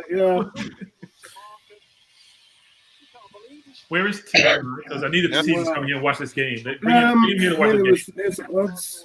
The odds are. Where are we here? 27-1. so you put 10 on that, you get 280. Should make some changes now. 27-1, guys. Yeah. No. Keep Yeah. Abba on. No, take Abba. Put a 10 on that, you get 280. I'm sending Tom a message. Why is at the William moment. warming up? William should not go on the field. I'm sorry. No. William needs to sit down. Crossfit can't hear you. Oh, Tim, can you watch the game, please? What's the score? Yeah, thank you. We're winning. Thank you. I don't watch the game. You always give me more time. It's four. By the way, it's four. We're going for 6. So it's 4. We need 2 more to get 6. So we have 20 minutes left about that. Yeah. Okay, so Watch the game. Bertram, Enjoy the game with me. is Arsenal officially back? Partially back. Oh Lord. Okay, so we have 3 goals in our last 8 games, and under this run, we've had 8 goals in our last 3 games. Yeah, but then again, I'm saying this again, which is who is he going to play? It all depends on who he plays. Yes. Well, he's All been depends quite on who he consistent plays. with the team sheet in the winning streak. He's been He's quite been forced consistent. to. Yeah, and the formation is. It wasn't as if he did it because he made his brilliant decision. He was forced to by COVID. Okay, so Neomis, don't mess me around because Ebony and Bertram, they're on a ting right now, and I'm just looking for a yes or no answer. Is Arsenal officially back? Yes, if Arteta plays the team. All right, you know what? No, Apollo. I'm not- I do not. I don't trust Arteta. Arteta continues wanting to play Aubameyang and Willian and Pepe. If he plays this trio, was it quartet with Tierney, Smith-Rowe, Saka, and Laka? He's been doing that. So why can't you trust him? He started Smith-Rowe 3 games. Hold on. He benched Laka the last game. Yeah, he benched Laka the last game. No. He didn't bench him. He said he had him. a back. He didn't bench him. He said he had a back injury. And Yeah, it's so much better when we were down. Right. Yeah. It's so much better when we need a goal. Yeah, there was a reason for that. He said he had a back injury. So, and He's the player coming on said that William. again on That's what I'm Instagram. talking about. Why is William coming on the field? Well, Same crap, different day. yeah, I mean, right now, William's on the field because we can't lose today. No, why not play Pepe? Yeah, I agree. I agree 100% with you. There's still Burton. 23 minutes left. Pepe's got plenty of time to come on. No, Willian does not need to be Nonsense. on our pitch. William has done nothing to deserve to be on the field. Nothing. I can't disagree with you, but you know what? They need to, stretch their legs. And we're about to win 5-0. So Yeah, but play William or play Pepe. Don't play William. Sorry. Neil Miss, is Arsenal officially back or not? fine, yes, we're Yes, back. thank you. We're Praise the back. Lord. Fine. You pulled it out of me. Okay. Tony, don't mess me around, Mr. Cox. Are we officially back? Yeah, we're back. Yeah, we're back. Excellent, excellent. I 100% agree. Oh, We're back to scoring goals. We're back to not being in that position where we played 11 games and scored 10 goals. We've got we're 8 goals in the last 3 games, so we're averaging about 2.7 games per goal now in this winning streak. And not just that, but we've only let 1 goal in against Chelsea, which was a last-minute penalty. But can I just say that, and I'm going to say this again until I'm blue in the face. Youth must prevail with experience, and that's what I'm seeing right now. So you take Saka out the game also. Sorry, Ebony. You take Saka out. He's been playing a lot of football. Yeah, I mean, you can't play them all the time, but at the same time, it's actually the youth that have actually put us in this position. Well, of course. That we're in now. And my point to Neomis is we're talking about Arteta, but he's actually kept Mari. Well, not so much Mari, but he's kept Smith Rowe in there. He's kept that foundation of Saka and Smith Rowe pulling the strings. And what he's tried to do, my concern today was you're trying to add those little disappointing pieces that have done nothing this season. He added back in Bellerin, he added back in Xhaka, he's put back in Aubameyang. So we're kind of in that position where these were the guys that was letting us down for 9-10 games. But the quality of Saka and Smith Rowe is just controlling this thing. Those two are just controlling it. And Ceballos has turned up today. So it's a masterstroke actually in dropping El Nene, who hasn't played well lately. And Ceballos has been fantastic today. So Arteta, in my account, is getting it right at the moment. I'm just hoping that when Partey gets back, Xhaka, that's the end of Xhaka. It has to be. If you're Saka's representative for the last season and a half, he's please. 20. Oh, don't you say to yourself, I need a raise?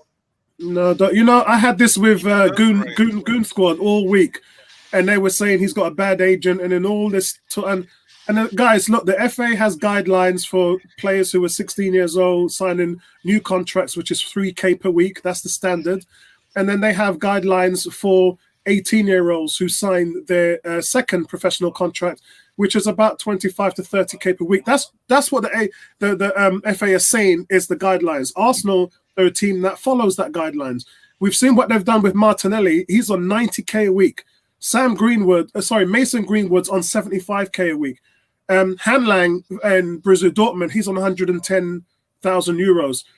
So the guidelines are the guidelines, but it's up to the team what they actually do. And right now, I think people misunderstand how the game works. When you are in your prime and you're 25, 26, that's the contract that's supposed to give you your, when you play all the way up to that contract, that's the one that solidifies you in your prime. You don't want to be giving an 18-year-old them kind of money because so many different things can go wrong. We all saw what happened with Jack Wilshere. So it is what it is, guys. If you're giving a guy $100,000 a week at 18 years old, what are you going to give him when he's 21? What are you going to give him when he's 24? What are you going to give him when he's 27? No, you get paid, guys. I hate to hear this when people say that. You get paid based on your contribution. Look, when you're Bill Gates and you're 21 years old, you make billions because you run a company, because you contribute to society, you generate money. That's all life is. Yeah, but you just answered my question. To society. You just answered my question. At 18 years old. He's 18, he's playing better than Aubameyang, who's making 350. But he's not contributed anything yet. We just said he scored 3. It's about now. He scored 3 goals and 14 assists. Should Aubameyang give money back? Should he return some of that money he's getting because he's not contributing? He scored 3 goals and 14 assists last season. No, but this season, point, though. No, 3 goals the point and is this, 3 is that assists. if he continues this way, what do you do? Then you look at his extension when it's up in 2022. It's business. Oh, that's nonsense. How can it be nonsense? Our wage bill. We've got the fourth.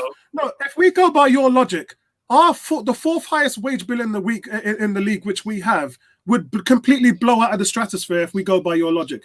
If you just hand out this big veteran money to all these kids who haven't even earned it yet, by the way. Yeah, 1 good season, 2 good seasons. I'm not saying veteran money, Apollo. You're missing the point. I'm not saying veteran money. If you pay somebody $220 who's doing nothing, $350 doing a little bit more. Yeah. No, William hasn't done anything to deserve $350. It doesn't. William's not in the conversation. This is about Saka. It is in the conversation. No, it isn't, Bertrand. When you're talking about player contracts, it's not a commutative thing. It's a separate issue. It always has been. Explain player contract to me. Really? That's right. Yeah, and you know that from the NFL, from the NBA. Whatever you do, look at Scottie Pippen and Michael Jordan. Whatever you do has no reflection on the other man. So it's pointless bringing in William because he's got nothing to do with when you go to negotiate a contract, Apollo, you know what you're doing? You're going with stats and how you compare the people in your position. That's all part of your information you bring into negotiation. Okay. What's my stats versus people in my similar position versus people in my team? That's what you do, even across Europe. You bring all the stats to the table to say justify why you get paid a certain amount. And no matter how young you are, it makes no difference. So, guys, as I said, the average structural contract through a football player's career shows that when he is in his prime and he's in his mid to late 20s, he's just Mr. Sitter, not surprising. We still got 15 minutes in order to get the 5th goal. When a player is in their prime, in their mid 20s, that's where you bag your big deal. Because you've played your career to be accessible to have that deal. Martinelli is on 90 grand a week. What's he done to get that 90 grand? Exactly. What has he done? Exactly. What has he done? But Apollo, that's the point, which is he get the money based on his performance last year. They gave him a raise because you know what? They want to retain him and make sure he doesn't start pushing for a move someplace else. Yeah, but that's different. And you can't compare the NFL and the NBA. Because they don't have the contracts. You don't have the contracts in Europe. There's no such thing on a contract in Europe. The reason why the FA created these guidelines is because in the NFL, they before they had a rookie cap, rookies were coming out signing 70 million deals and were flopping. And that team had owed them all of that money guaranteed. The rookie deal, it was a great idea because it stopped all of that happening. It stopped players coming out of college signing these massive deals. And it capped them at 2.2, 2.1 million, and it downgrades for every position that's in the draft. That's when the FA said, that's a great idea. We cannot let these kids, we cannot let these kids be overpaid and when they haven't done anything. So they introduced a 16-year-old guideline, an 18-year-old guideline, and that's what they did. And Arsenal follows it to the T. And as I said, you've got all these kids that are developing and growing up at Arsenal, and then you've got these veterans that are on 100, 200 grand a week. You can't be paying everybody that 100 grand a week, otherwise your salary is going to fly out the window. These are guidelines. They're not law. They're not mandated. They're guidelines. And Arsenal follow them. Well, apart from Martinelli, they pretty much follow all the other ones to the T. Guys, big substitution. Willicon for Emil Smith-Rowe. Ooh. Good performance by Smith-Rowe. 8 out of 10 for him, 8 out of 10 for Saka. Saka's time will come. If he continues to play the way he is now, he's going to make himself a bumper pay deal in 2022. It's true. You know, listen, in an ideal situation, most of these players would be being paid on a bonus heavy system. So your performance would be what brings in the majority of your salary. But you know, it's the world in which it is. You just got to live with it. You know, I think your ideals are good, Bertram, but you know, you just got to go with what you've got. Woo! West Brom just had their first decent opportunity. The guy skied it. But yeah, you know, you work with what you've got. You know, the rules are in place. people will work years and years to get the contract that they feel they deserve. And then, as we've seen time and time again, they get that big payday, and all of a sudden, their performances just hit rock bottom. Yeah, Jack Wilshere is the lesson, guys. 90 grand a week, and how long did we hold on to that for? Wasn't it Adebayor? Jack Wilshere had nothing to do with performance. I thought it was Adebayor, because when Adebayor was unplayable, completely unplayable, the most complete striker we've ever had after Henry. And then all of a sudden got his money and went off. He was completely missing.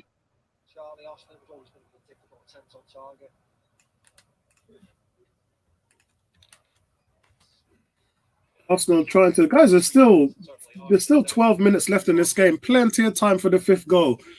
Let me see what our goal difference is at the moment. Now the table is starting to look a little bit more enjoyable.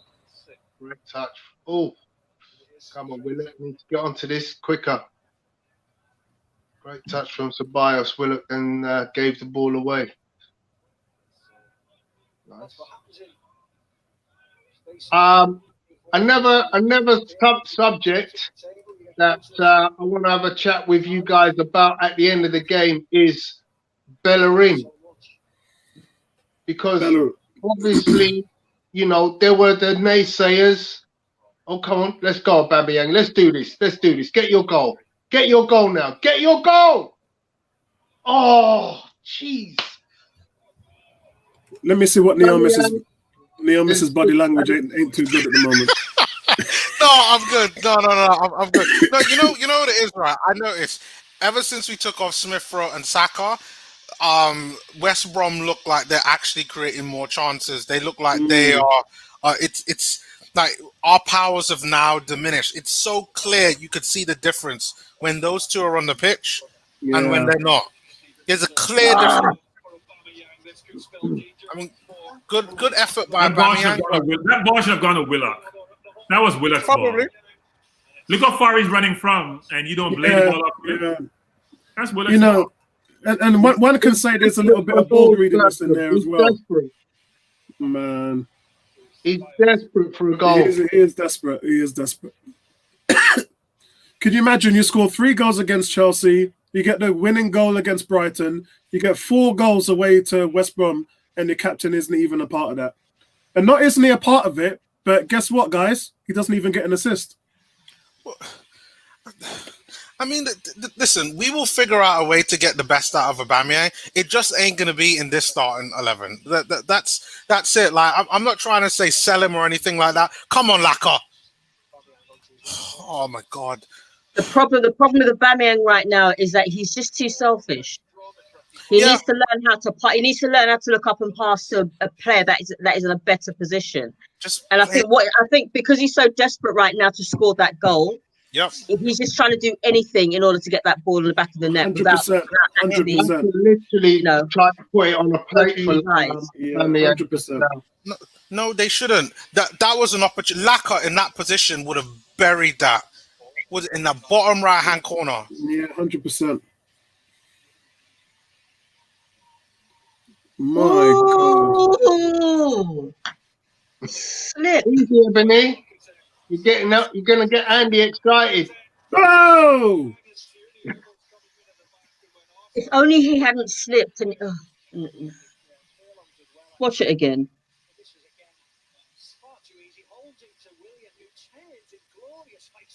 He's knocking on that door. That's good defending.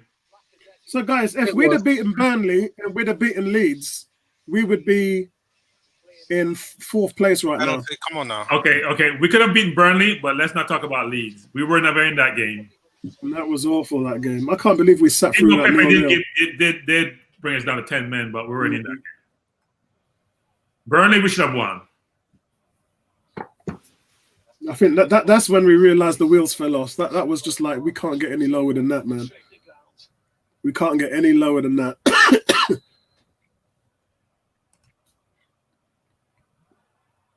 Come on, Arsenal. Let's get the 5th one, man. Let's get the 5th one and put this one to bed.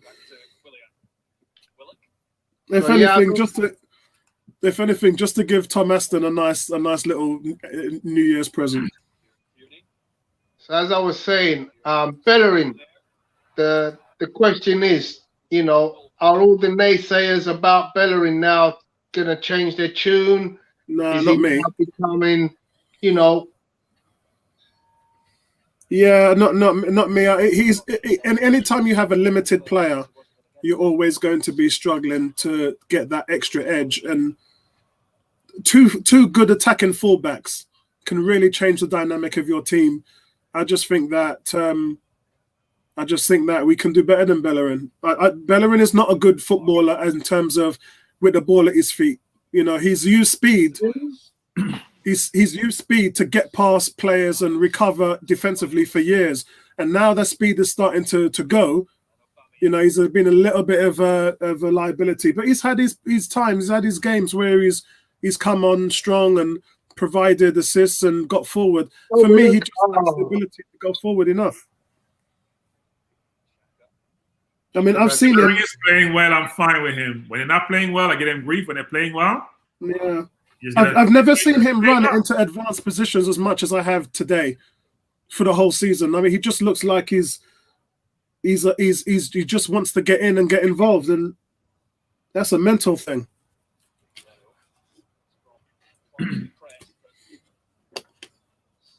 There's 5 minutes left, guys. Arsenal now just passing the ball around in the midfield, trying to see if they can get West Bromwich on the break. West Bromwich just look completely beaten. They just look like they're done. They cannot wait to get off the field.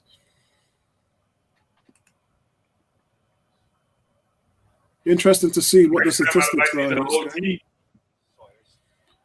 Let's have a look.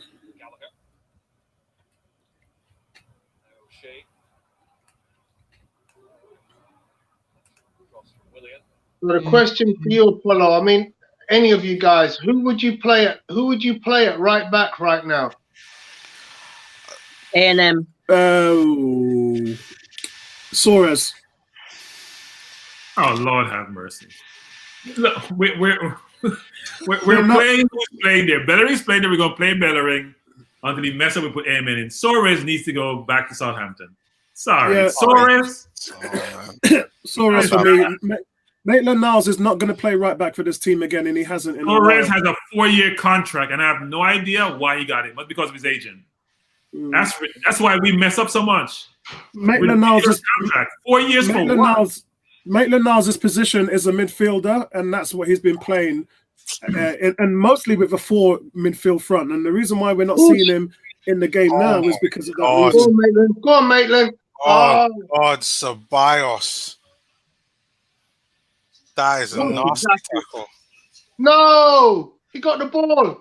No, that's like a 2. I'm going to look at the replay, but that looks bad. Has he been sent off? No, but he... How did he get the ball?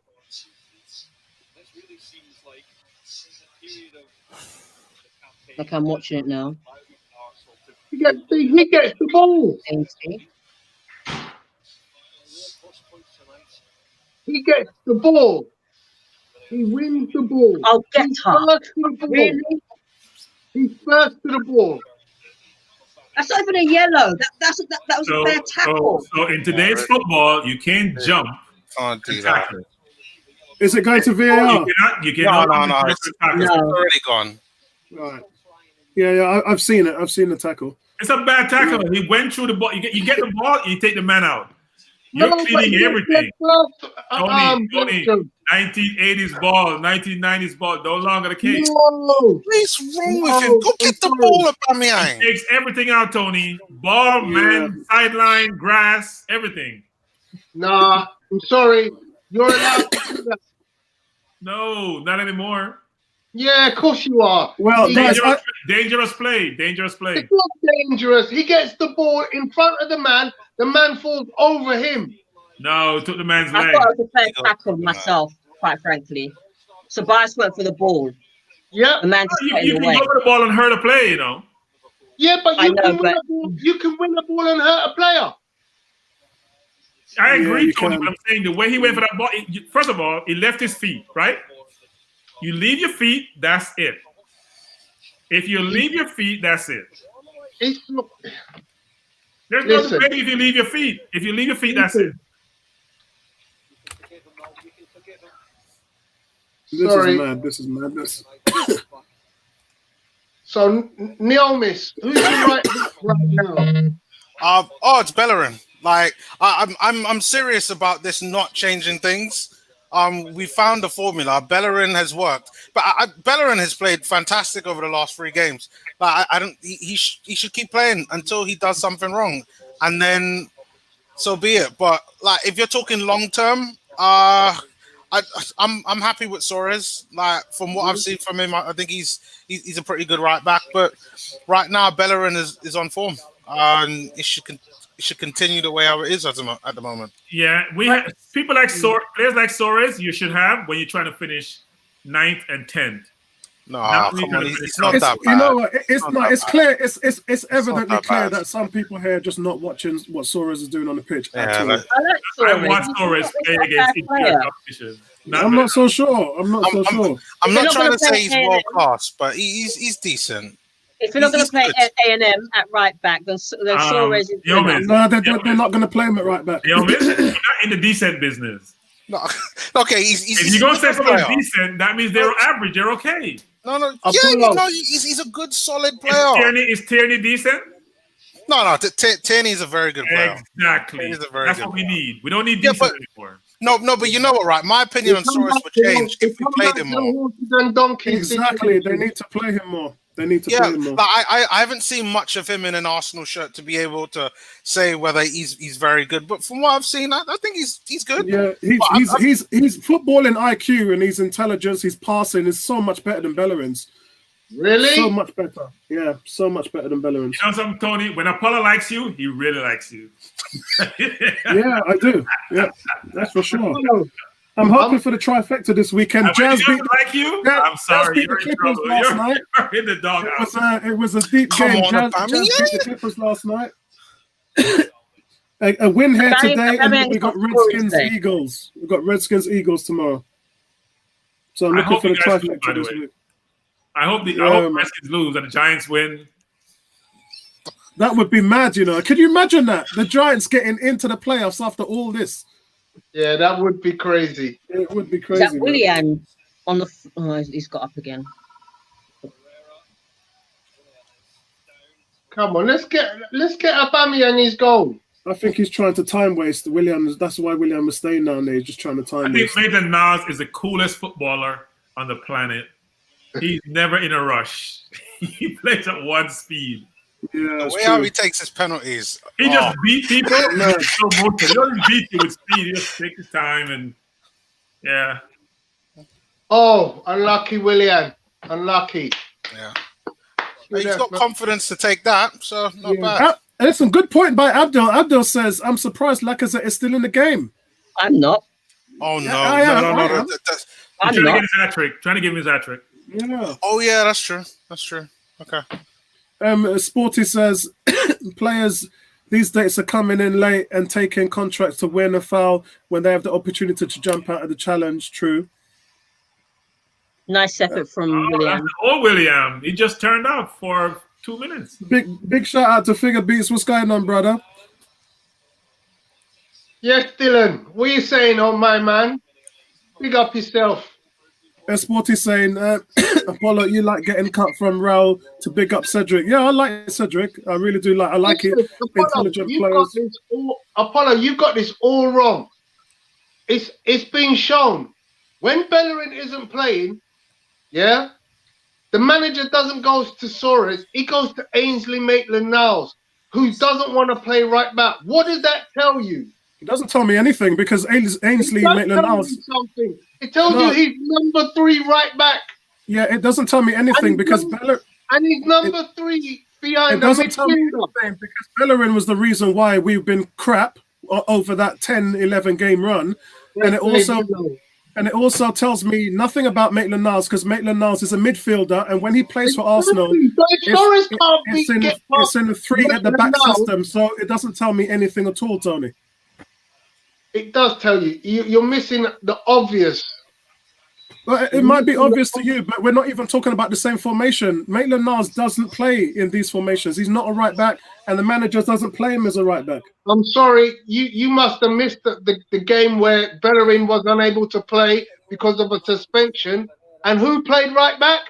Ainsley Maitland-Niles. So come and tell me, Suarez was fit and he didn't play. So what you're talking is rubbish.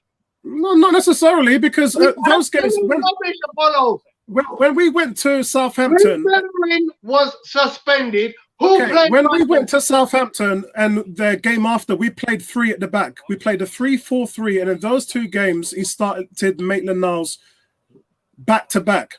Yeah, that's where he prefers him. I understand what you're saying about Suarez and when Bellerin couldn't make that one game, but Bellerin was awful in 9-10 games. He was awful, just like how Xhaka was, just like how Aubameyang was. Not like Xhaka. No, look, I disagree with that. He was getting the piss taken out of him on social media because he couldn't make because the amount of foul throws that he was giving away in possession. That's the reality of it. He ain't that great. Yes, he's improved over the last few games, but for me, I don't prefer him as a player at all. I've seen enough.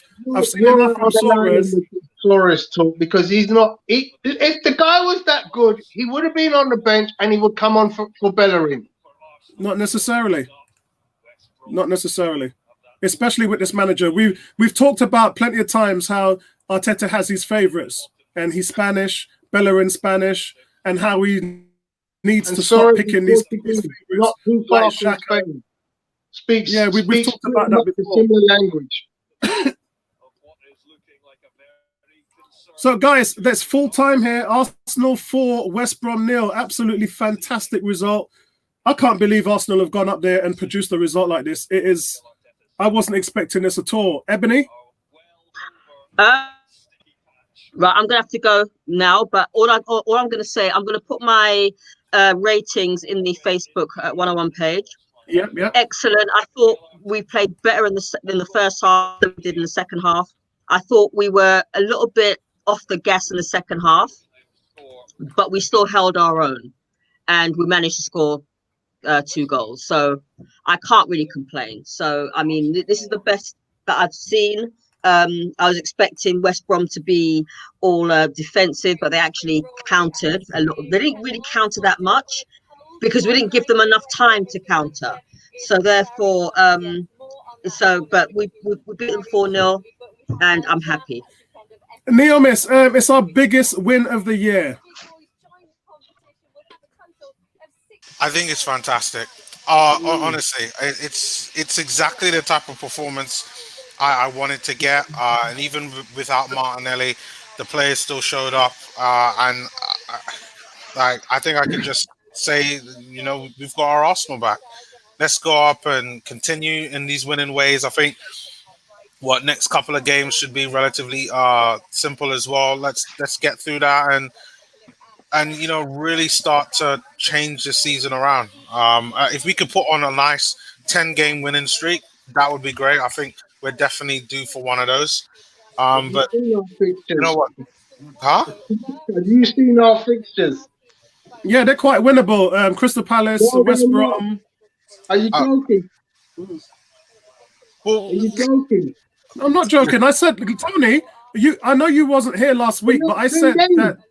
Why not? I know you wasn't here last week, but last week I said we can go on a roll because we've got Brighton, West Brom, Crystal Palace, we've got Newcastle coming up. All of those games are deemed winnable games.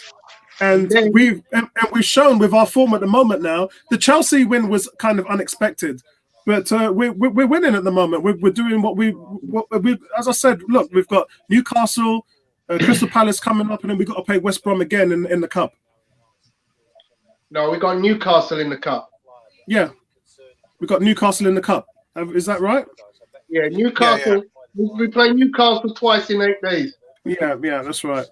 Yeah. We got Southampton, United, Wolves, Villa, and then Leeds. All before the Europa League game. But listen, I think that the way how this team are playing, our performances on the pitch, like not only are we creating chances, but we're getting shots like on target. There were times this season where we wasn't even getting shots on target, and we're converting them in a way that, like, I'm very optimistic about any team that we play against right now. You know, it might be difficult. Like when we were talking about predictions, like we got Manchester United and Wolves coming up. Like those will be tough games, but I could honestly say that we could actually get something out of it. I'm not going into those games now thinking negatively. I really am not. And Wolves drew 3-3 today, right? What's that, Tony? I think Wolves drew 3-3. Yeah, with Brighton. Yes. Yeah. Well, I mean, we struggled against them a few weeks ago, but like this, what we have now is the good foundation to build something. And Thomas Partey, those coming back, are only going to make this team even stronger. That's what I'm saying. So, guys, we've got Newcastle, but that's in the cup. The next league game is 14th when Thomas Partey's back at home to Crystal Palace. Then we're at home again to Newcastle, and then we're away at Southampton. But again, as I said, we've got Thomas Partey back. I just see, and again, Manchester United after that at home. We beat them with Thomas Partey in the team last time. I'm sure we can beat them again, even though they're playing really well at the moment. I think our fortunes have changed. The schedule's been right for us. The injuries have been better. Gabriel's going to be back next week as well. So I truly do think that we've got a chance to put a bigger run together, Tony. Yeah, no, you're right. You're right. I think there's at least 3 out of 4 wins there, or 3 wins and a draw, which would still be fantastic. Bearing in mind we're now very, very close to, the team in 5th place. We're only a few points away now. So we look at Wolves today. 3-3 against Brighton. They don't look so formidable now. Yeah, Bertram, sound defensive performance as well as offensive performance today. We were able to get it done on both sides and keep a clean sheet, always important. Happy with today's result? Yeah, I mean, any Arsenal fan should be. I mean, we scored 4 goals. That's not the norm for us. We scored 3 against Chelsea, which probably says that everything sort of turned when we started playing the kids. And I think people have to realize that. And also, people are saying don't put Aubameyang back in, which would be heresy. You said that early in the season or last year, right? Don't play Aubameyang, which is who we relied upon. But we're not realizing that we do have some very good offensive players. This lack of creativity we talked about. So think about it. I hear this bemoan. I've been saying this from a while now. Bemoaning about creativity. We scored 3 against Chelsea, 4 against West Brom. I don't hear the moaning anymore. I don't hear that push to go get that supposed number 10. Because frankly, creativity should be from your front players. It shouldn't be just a person number 10 role. And that's becoming more and more evident. Smith Roy's playing really, really well. We agree with that. But Saka is being creative. Lacazette is being creative because he's making through passes to players, almost playing like a 10, even though he's in the 9 slot. So I do think we have good players in our team. I am not happy about all these players coming back because I don't trust Arteta. It's one thing to say I have all these players at my disposal to make decisions. Am I going to make the right decisions? Like when he played William today, Pepe should come in the game, or Willock should have come in before William. William hasn't done anything to deserve to be on the field. I'm sorry. You want to rebuild his confidence? They were 4-0 up though, Bertrand. I don't care. 10. Why is Pepe not playing instead of William? Why is Willock not playing instead of William? I'm sorry, but you can't have preferential treatment. And you hear a lot of things coming through the media around players being upset about him having favorites and preferential treatment. William is being preferred. It's very obvious. But look, we won. That's the most important thing. We're playing well. Hopefully, Abba will hit his stride because he's going to play. So hopefully start getting on the goals. Hopefully start scoring. And we keep going forward. I'm a proponent of AMM versus Bellerin, but not now. If you're playing well, you stay in the team. Until things change materially, you stay in the team. We're playing well. We're doing well. We're looking good. 3 wins on the trot. 7 goals in 3 games, which is, for us, that's a ton of goals. It's not our norm. 8 goals. I'm sorry, 8 goals. Yes, I can't count. 8 goals in 3 games. So we're playing well. The team is playing well. Everyone is now happy because when you win, fans are happy. Media can shut up and stop criticizing you. Management is happy. Arteta now can breathe easier. He's going to be here until at least the end of the year, unless he truly messes up totally going forward. So it's all good. It's good when you win, especially when you win in style. It's one thing to win ugly, like Tottenham does. It's one thing to win like we're doing, and with kids who don't cost us a ton of money, right? So going forward, we can think about the payroll being better managed because we're going to lose some players in the summer, and the kids are now showing that they belong and they can compete at this level. So it's all good. So guys, let's go through the player ratings. Neomis, do you want to go first? Take a crack at that one. Yeah, not a problem. For me, Leno, I would give a 6. I thought he had let's make it 6.5. I think he had a good, solid game. He had nothing to do that much. Couple of saves near the end of the game, but I thought he handled everything just fine. For me, Bellerin, I thought was really good. I'm going to give him a 7 out of the game. First half contribution, linking up well with Saka was just brilliant.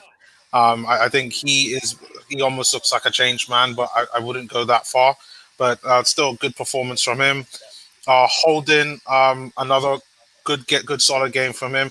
I'm going to give him a 7. I thought he did well with Mari, while I'd also give a 7 as well. Great defensive performance, keeping a clean sheet as well. Tierney, for me, I'm going to give him an 8.5. I thought he was just absolutely brilliant today. It's probably man of the match. It's probably man of the match, if I'm honest. If you look at Lacazette, you have to make the decision between those two. For me, I'm probably going to go with Lacazette for man of the match. I'll get to my rating on him in a bit. But for me, Tierney, I've always liked Tierney. He's always been consistent. I would say 95% of the time, he's been good. But for him to get a goal today, that's what we want from him. And I think he also got an assist. He got an assist as well. Yeah, he got an assist. Yeah, that's it. Yeah. For Laka's goal. So just brilliant for me. So 8.5 there. Ceballos, I'm going to give a 7.5. I think that he had a really good game. Contributed big time. I don't know why he doesn't have more games like this because I've seen him play well before, but it's just that we hardly ever see this Ceballos. So, but overall, I think good game for him. Xhaka, I'm gonna give a 6.5. I think he had a good game overall.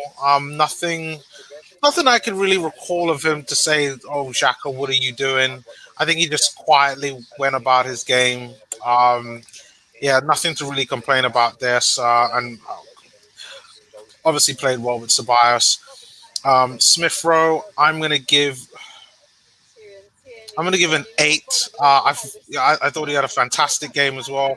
I don't want to give him the same as Tierney because I thought Tierney was just brilliant, and the fact that he scored a goal and got an assist. But Smith Rowe, just showing everybody that he's been more than ready to play in the first team. Saka as well. I'm gonna give him an 8. Again, brilliant. He's a must start. Again, he's 19 years old, performing as well as he is. Just brilliant. Aubameyang for me, I'm going to give a 5. And I'm probably being a little generous, but I felt that he tried. I felt that when you look at the performances from everyone on the pitch, he probably was the worst one, but I don't think he had a shocker of a game. He just was missing, and we didn't need him. If he just decided to sit on the sidelines and do nothing, I think we would have still scored the goals that we did, which is a shame. So hopefully Arteta will kind of figure out a way to get the best out of him. And then for me, Laka, I'm going to give a 9. Again, another consistent performance, held the ball up well, worked hard, scored 2 goals, tried to create chances for other people, brought Smith Rowe, Tierney, Saka into the game. Just he's my man of the match. Just immaculate, brilliant performance from him. And I hope that Arteta continues with this lineup, except for Aubameyang, and gets Martinelli back in here for the next Premier League game. So let's get. Hello. Guys, can you hear me? Yeah, I can hear you. So who have you gone with man of the match? With Saka again? No. Laka. Slacker, Oh, sorry. Laka. Laka, I gave him a 9. Were you guys able to hear my comments? Yeah. Okay. Excellent. Tony, what is your grade, bro?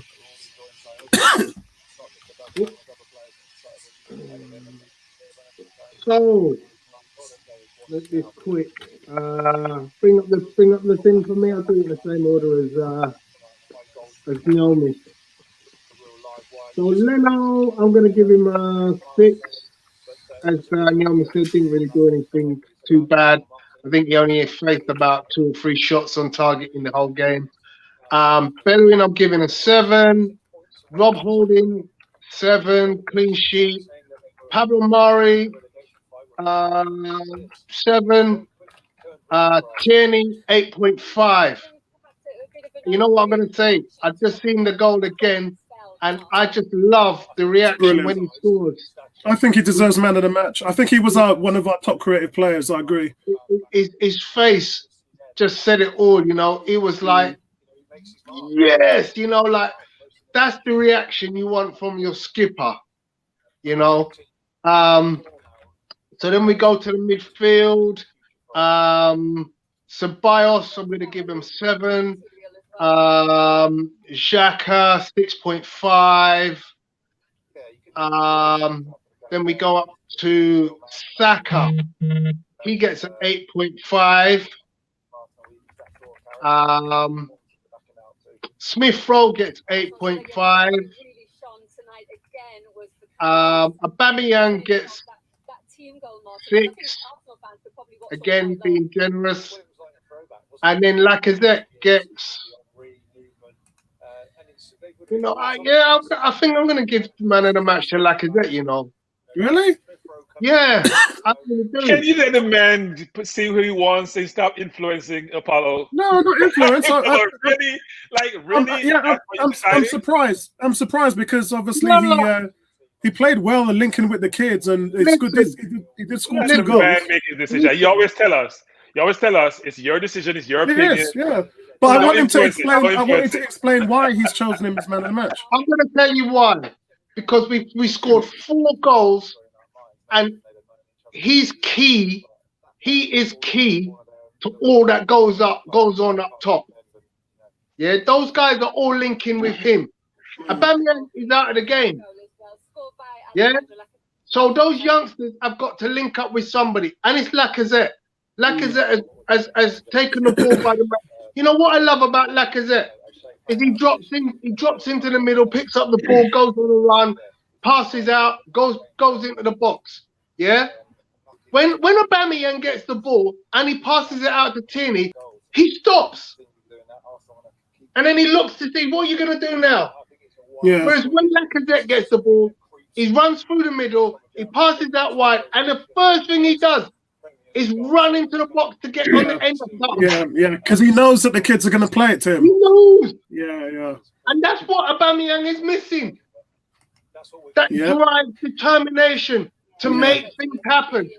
The Saka goal, he has a key pass in that move to Emma Smith Rowe. A key pass. You know, he doesn't get the assist for it, but he gets a key pass because that ball was unbelievable. So yeah, I'm giving it to Lacazette. I mean, look, it's a close run battle between him and Saka and Tierney, but I'm going Lacazette today. Okay, so before we go to Bertram, we've got who's sent there? Where are we? We've got I'm Too Bad For You's gone. Leno 7, Bellerin 7, Holding 6, Mari 7, Ceballos 7.5, Xhaka 6, Smith Rowe 8, Saka 9, Uber 6, Lacazette 9, Tierney 9, and he's gone with Lacazette as man of the match. Danny's gone with Kieran Tierney, man of the match. G's gone with Leno 7, Bellerin 7, Holding 7.5, Mari 7, Tierney 9, Ceballos 7, Xhaka 5, Smith Rowe 8, Saka 8, Aubameyang 4, and Lacazette 8. Nay has gone with Tierney as well as Saka. Kuke's gone with Leno 6, Bellerin 7, Holding 7, Mari 7, Tierney 9, Ceballos getting respectable score today, 7, Xhaka 6, Smith Rowe 8, Beer 8s for Smith Rowe today, Saka 8, Aubameyang 5, Lacazette 8. Bertram, you got the conch.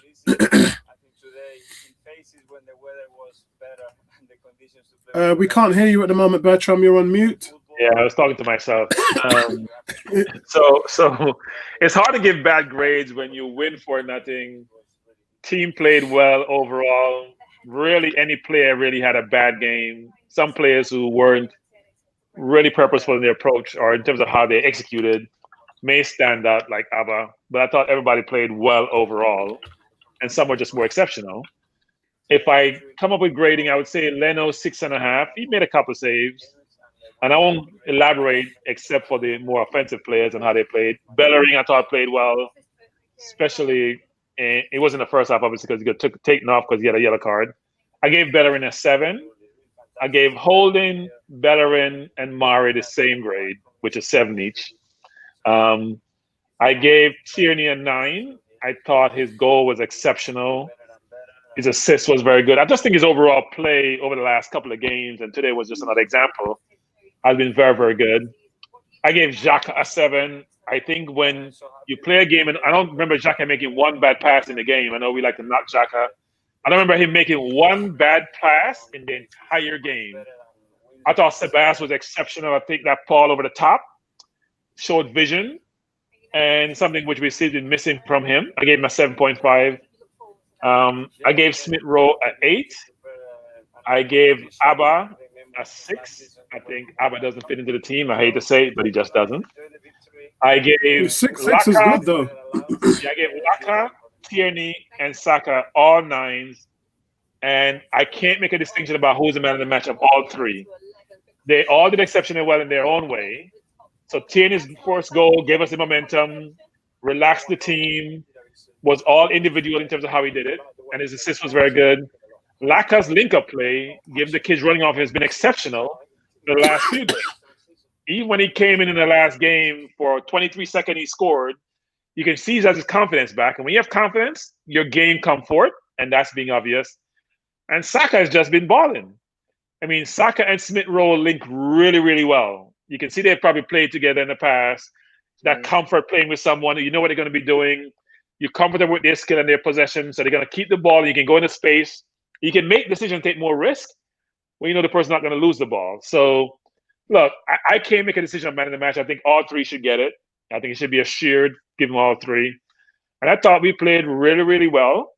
And I'll give Arteta a 9 today because, look, we won 4-0. We played really well. The team, when you win 3 on the trot, especially beating Chelsea the way we did, it's only going to give you more and more confidence. You're going to play with more surety. You're going to play with the view that, you know what, I can beat any team. And don't forget, I've always said this before, which is, I thought we dominated Tottenham. I don't care what anyone said about Jose's strategy. I don't think it was strategy why they played the way they played. Yeah, they scored an exceptional goal in Son, and Kane scored a goal. We got hit on the break, just like in Wenger days. But we dominated that game. No matter what anyone want to tell you about strategy that they employed, I didn't buy into that. So there, and Burnley game we should have won, Leicester game we should have won. There are games we won in that bad run where we could have done better and get better points, or get more points. So look, hopefully this is just a continuum. My concern is that when Gabriel comes back, now Aubameyang is here, now William is back, Luis is back, what will Arteta do? Because I'm not sure he knows what his best team is. I'm not sure he has the total confidence in the kid that he seems to be exhibiting. He's doing it because, you know what? He was forced to. Let's see what he does going forward. He should know what his best team is now. And it's the one that's won here today. Like, you stick with that. No, unless someone's injured or suspended. No, that's not his best team because I think Martinelli should be on the field. Yeah, that's right. Martinelli and Thomas Partey and Gabriel. So there's still 3 players to fit in here. And I just hope that the system works the same way because it's a very difficult. It's taken us this long to get to the 4-2-3-1. It's taken us this long. Guys, I'm going to... Before you go, Apollo, who would you bench, though? Would you bench Ceballos or Xhaka? I shouldn't even ask you that question because I know what you're going to say. Yeah, bench Xhaka. Xhaka by any means necessary. Look, today we played with 10 men. I take it back. Yeah, we played with 10 men today and we got away with it. I'm not going to blame him for the pass that he gave away because when I mentioned it on the stream, it was more the snow. I started knowing that the ball wasn't rolling on the snow. So the one pass Xhaka gave away wasn't his fault. The weather played a lot into that today. And Sam Allardyce must have been rubbing his fingers and kissing his gold ring, thinking, we've got them, man. This is the weather they hate to play in. And look at the result. Guys, Sam Allardyce has been sacked from 5 clubs in his career. How on earth did West Bromwich Albion think that he was going to be better? I don't think those sacking are fair to Allardyce. I'm sorry. You can say the same about Mourinho.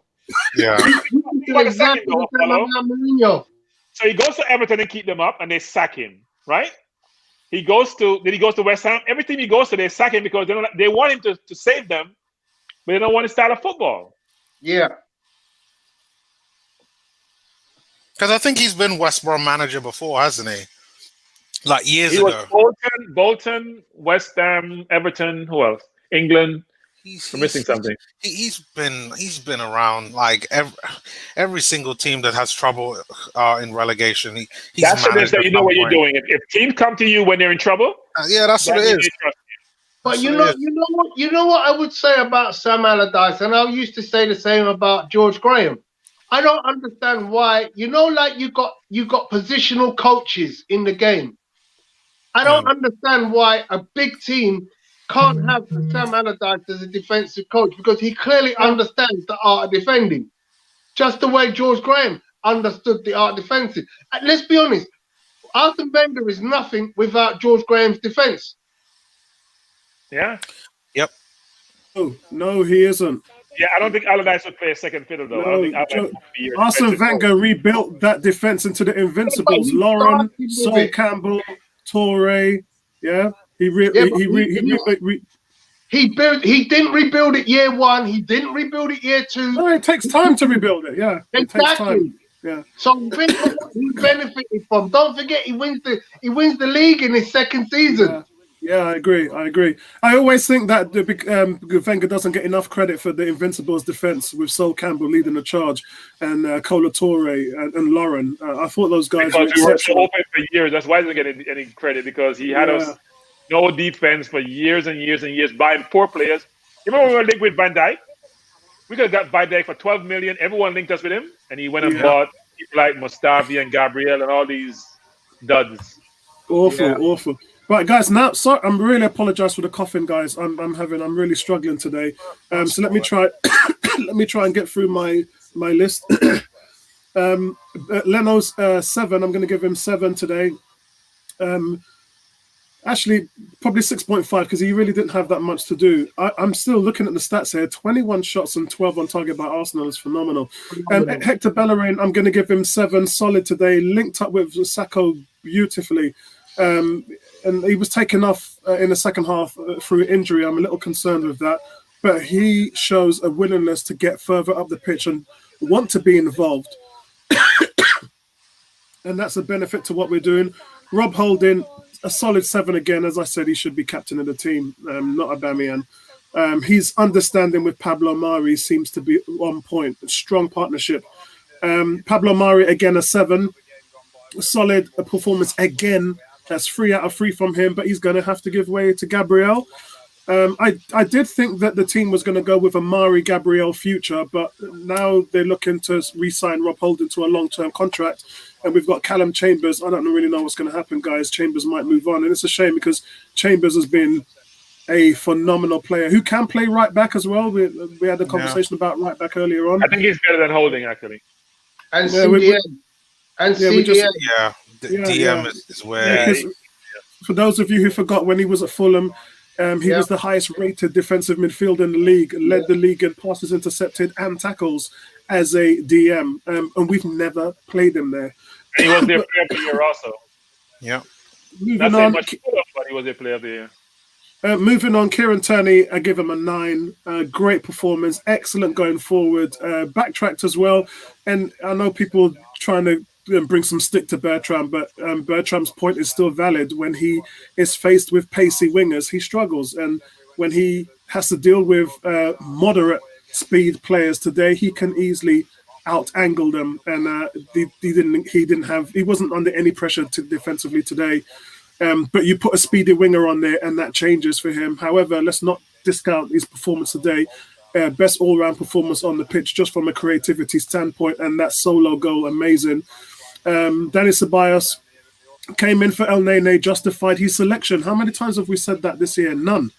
When you come in, when you haven't played and the manager chooses you, you have to justify your selection. I talk about this with Xhaka every week, and yes, he scored a goal the other day, but Xhaka never seems to justify a performance by doing what someone. I mean, Ceballos was everywhere, and the speed he was picking the ball up and playing it along. That's what impressed me today. The speed of attack and getting that ball up the pitch quickly. But Xhaka's going to get a 7. I thought he was neat and tidy today. 7 is probably too much. I'll give him a 6. Neat and tidy today, and he's bounced back from his red card against Burnley. So all praise to him. Saka, I don't think he was as good as Lacazette or Tierney, but I think he was still phenomenal. This guy's had 2 back-to-back man-of-the-match games, and he comes in today and he absolutely shows why Pepe isn't starting and why Willian isn't starting on the right. I said it in my video on Thursday on my channel, and I'll say it again. I think Pepe's days as an Arsenal player are numbered, because I can't see Arteta removing Saka on the right wing. I just can't see it. So I say this. Father said Saka was phenomenal, but not as good as Tierney and Lacazette. So what adjective would you use to describe him? Is he alien? Is Tierney and Lacazette alien? Because if he was phenomenal, I can't think of a better adjective. Right. So the reason that for Lacazette is the reason why Tony explained, and or was it Neomis? It was Neomis. The reason why Neomis explained and Tony about Lacazette in terms of his overall contribution to the game and link up with the 3 players. And Tierney's display today, I mean, there's a reason why most of the fans in our section are giving him man of the match, because his all-round performance across the pitch, the tone he set when he did something Aubameyang hasn't done, which is create a goal out of nothing, make a goal. We used to see Alexis Sanchez do this every week. Now, you give the ball to Aubameyang on the left and put some defenders in front of him, and I don't think you're going to see the same result. This guy twisted and turned. He never stopped running. He went, even when he put the ball out there. Look at the pace that Aubameyang's got. How many times have we seen him hit the ball forward 5 yards, 10 yards, and try to outrun a defender? You got that in your locker, but you just don't do it. You know, we talk about skill and will, didn't we? He doesn't have the will to do it. He doesn't have the will to do much. And that's showing in his performance. He just isn't giving his all. And that's been happening for a while now. This isn't just something of the last few games. He's been like that for months. And hence the reason why he hasn't scored. Look, when you score, it becomes of a result of the work that you put in. It's that simple, yeah? You're not in a position that you're running into the positions, your movement, the way how you scale yourself forward. We've seen a few times this week and last week where Aubameyang ran onto a cross and he was too late. He didn't get there in time.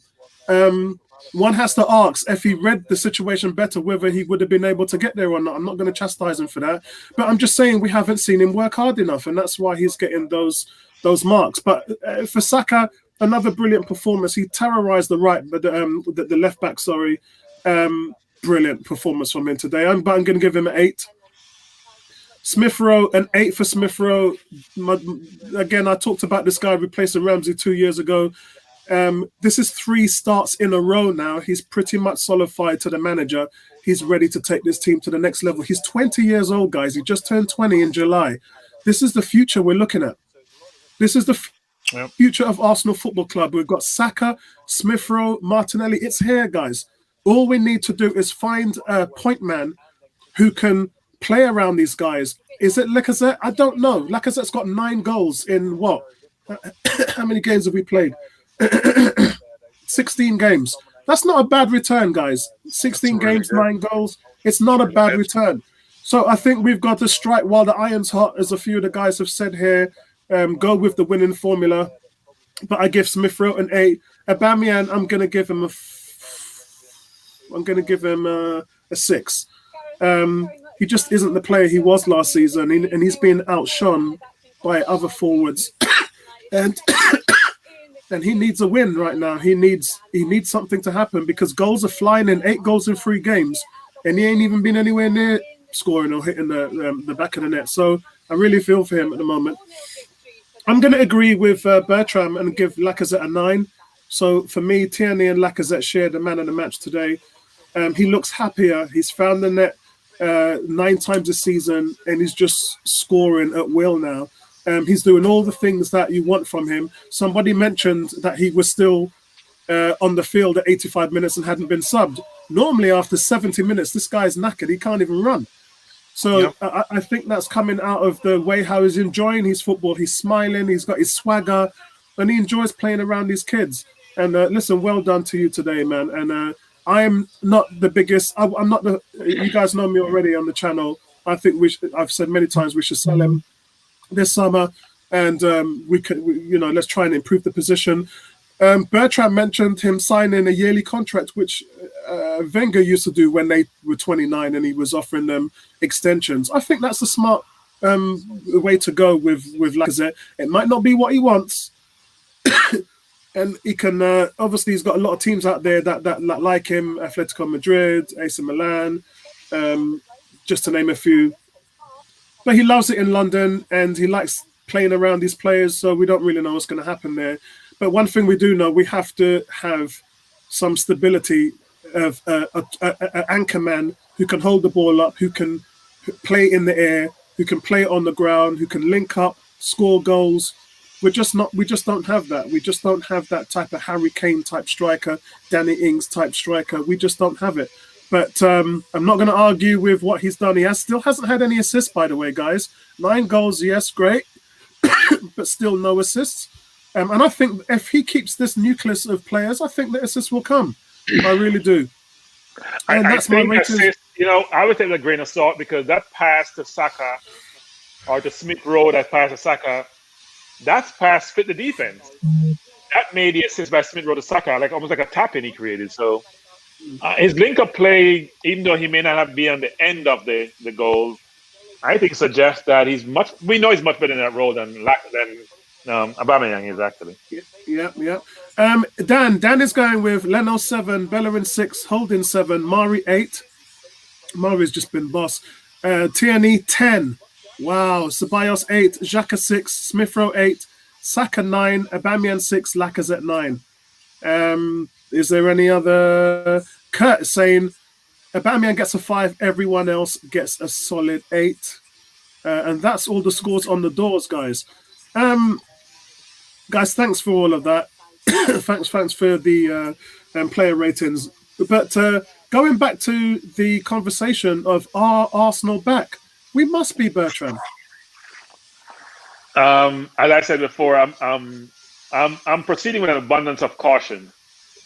Having seen what we did over the previous 9 before the last 3 games, I am not sure what back totally means. I think we're making progress, and it's more than incremental progress. But I'm not going to say we are back until we play.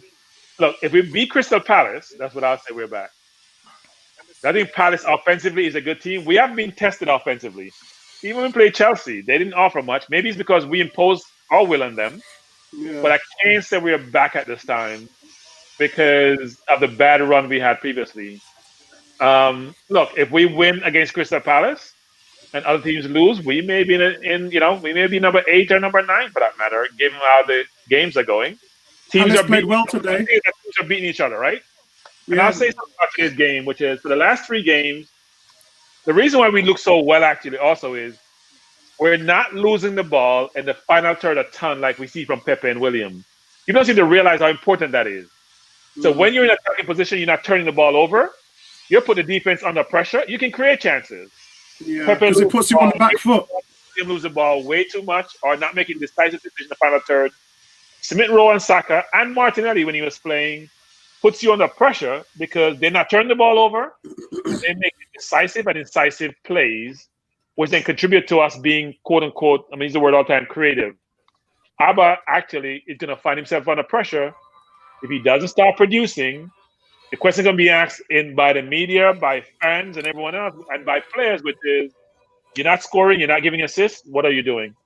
Because we know his open field play is not the best. And you can't justify benching Martinelli because Smith Rowe and Saka are not going anyplace, and Laka solidified his position. So the one place open up front is on the left. And even though he's done great in the past, we're going to judge it by what you do today. We're in our business. And right now, he's just not doing it. So I just just have to leave you because. thanks a lot, Tony. I appreciate that. Tony, before you go, I just wanted to ask a question which I was going to ask to Bertram and Neomis is who deserves to be the captain of this team?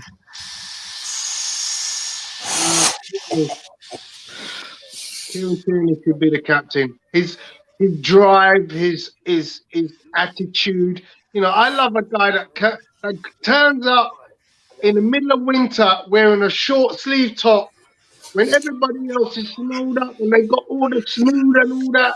And this Matthew guy Flamini in a short sleeve top and shorts, ready for action.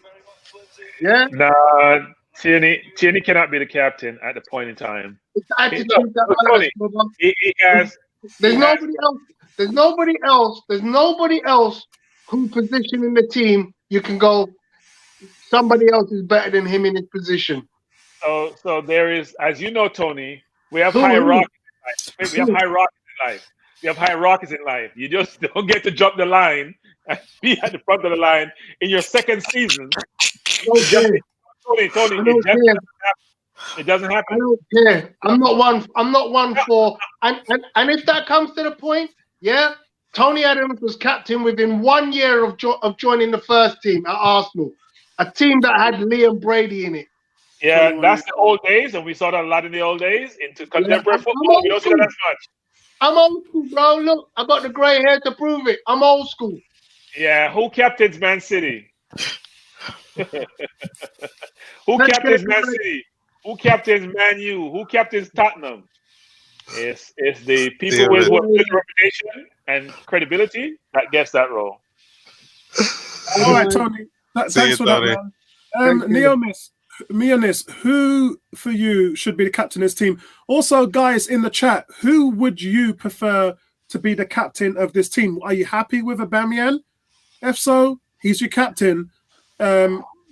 Would you prefer it to go to Kieran Tierney? Would you prefer it to go to long-standing member? Would you like Rob Holding, which is where my stance is? Would you give it to Bellerin? Bellerin's captained this team plenty of times, and we've been talking about him.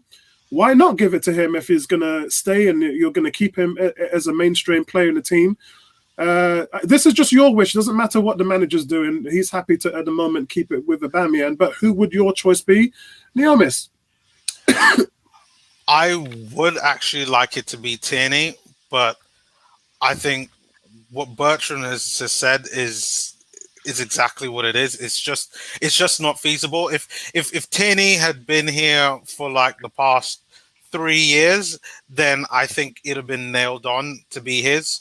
But for me, Tierney's got everything to be captain. He's got the attitude.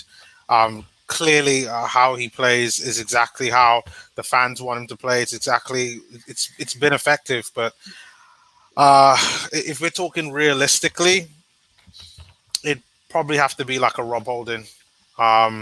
Realistically, would actually be captain. It's not the fact that I have a problem with Aubameyang being captain, and he can be captain. It just has to be from the bench.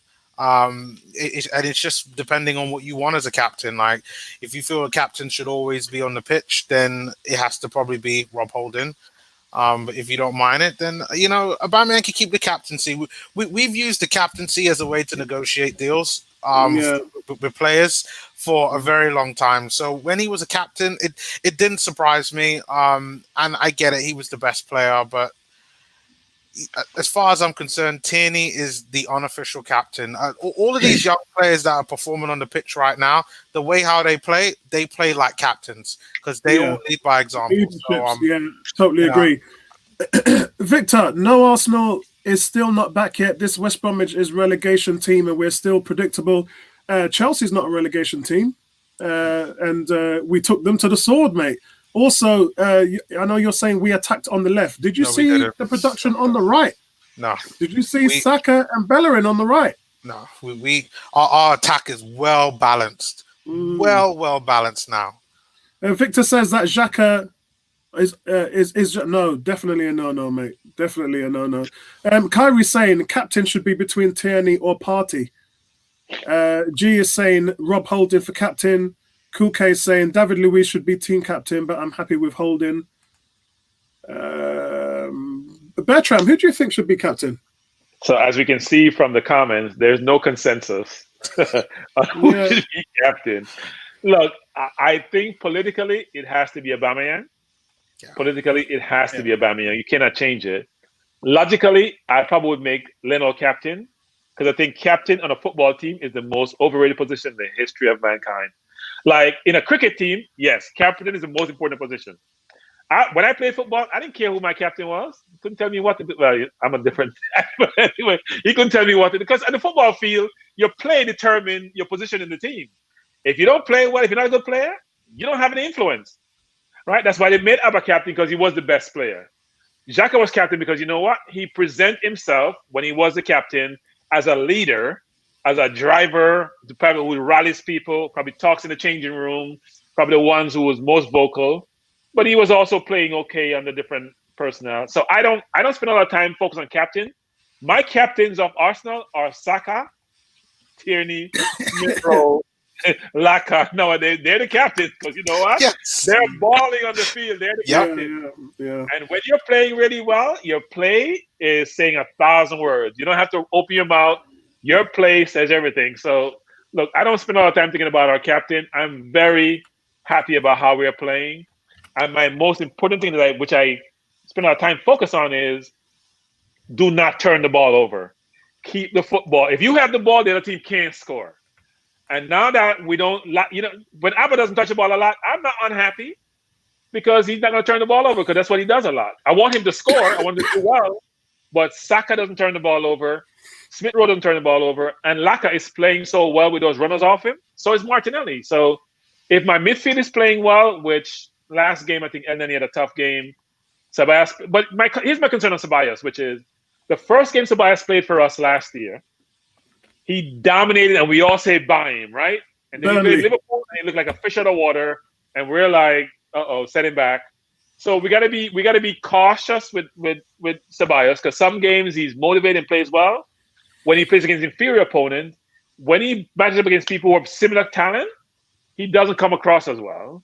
Now, when Partey comes back, the question is who does Arteta matches him with? Is it going to be Xhaka? Is it El Nene? Is it Ceballos?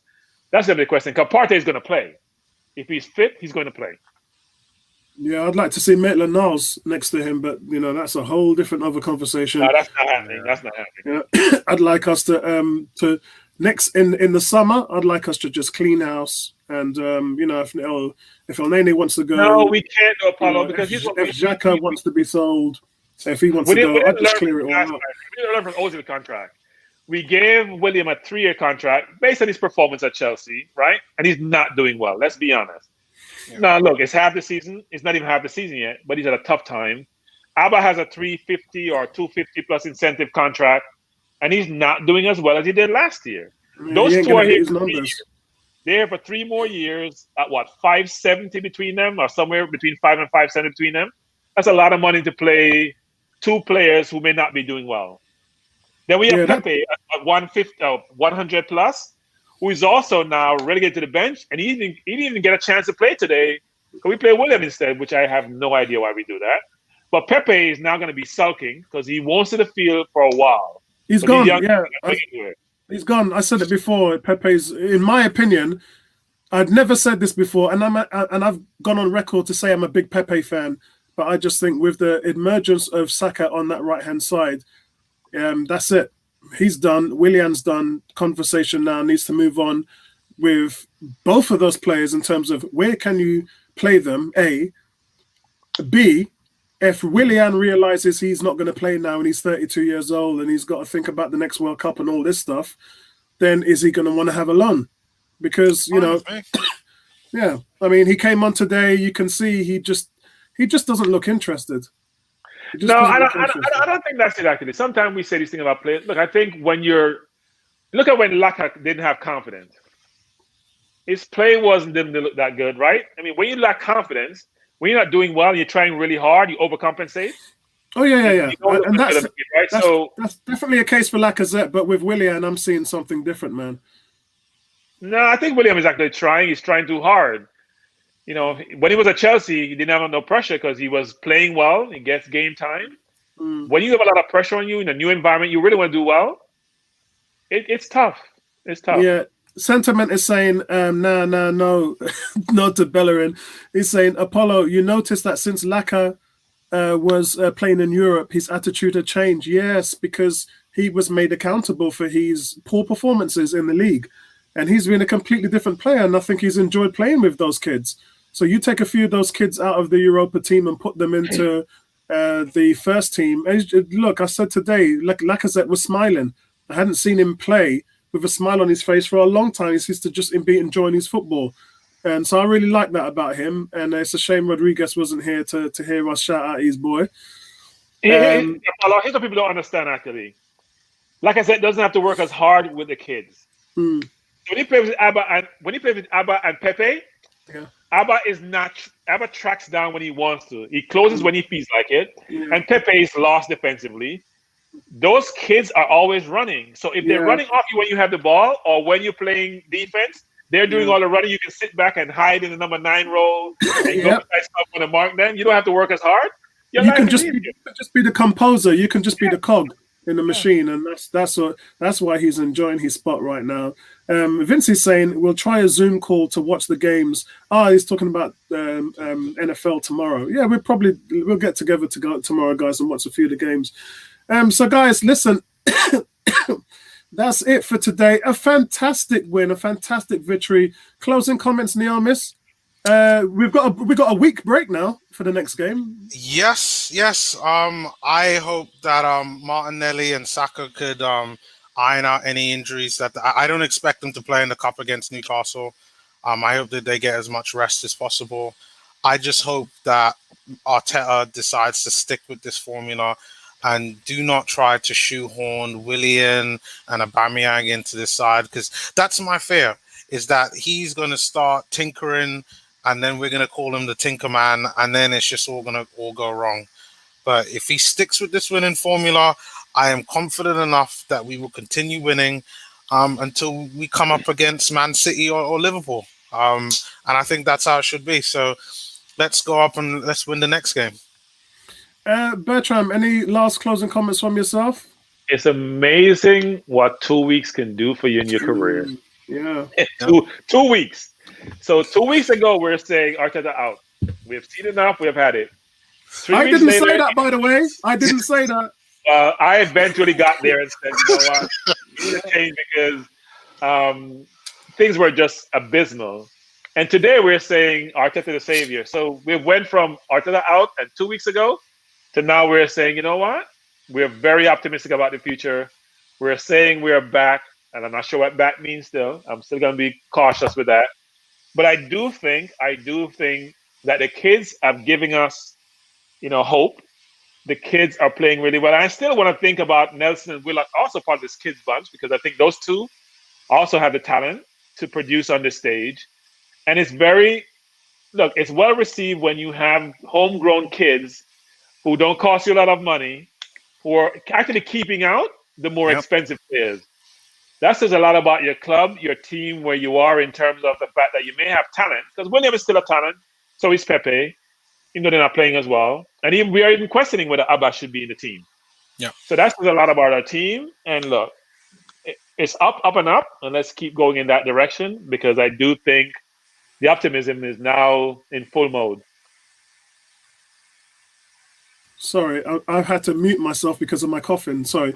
Guys, listen, really happy with it. 11th place. Let's keep on climbing up the table and stay positive. We've got some winnable games. The next 2 games, if we win that, then that means that's a 5-game winning streak, 15 out of a maximum of 15 points. And then we can go into Southampton and Man United with Thomas Partey and big up our chest. Because actually, this whole thing started when we went to play Southampton. Walcott scored against us. It looked like we were going to fall to pieces, and we came back into the game. That's the game that everything started. We started introducing the kids. We started introducing this kind of new confidence that we had. It all started from there. And that is when we were just getting ourselves together. Playing Southampton now, which is still a good team, our confidence is really high. And I cannot wait to see Thomas Partey take on Man United inside the Emirates. That is going to be box office. I cannot wait for that. And I think if we can overcome those two games, guys, anything is possible. I'm not going to say anything because I hear some of the players like Rob Holding talking about, yeah, we can go for top 4 now. And I'm like, you know, but the thing is, every time I say that, I said to Andy, I said, isn't it funny? I said, isn't it funny? 2 weeks ago, we were talking about Spurs challenging for the title, and then they went down to 8th place. So, you know, But now they're back 2 up. weeks ago, we're talking about relegation for Arsenal. Yeah, We're talking about top 4. So it's the league this year, right? It's just how the league has been running, which is you never know from week to week what the score is going to be. West Brom drew with Liverpool and then got smashed by Leeds and smashed by us. It's crazy. Excellent. So, guys, that's it. Thank you from everybody on 101 today. A big shout out to Football Banter Facebook page. Big shout out to Arsenal #101 Facebook page and everyone out there on YouTube. Listen, guys, just enjoy it, man, because this is what we've been wishing for. It's 3 wins in a row for the Gooners. Let's get in there. Big up to yourselves, guys. Peace out, man. Peace out.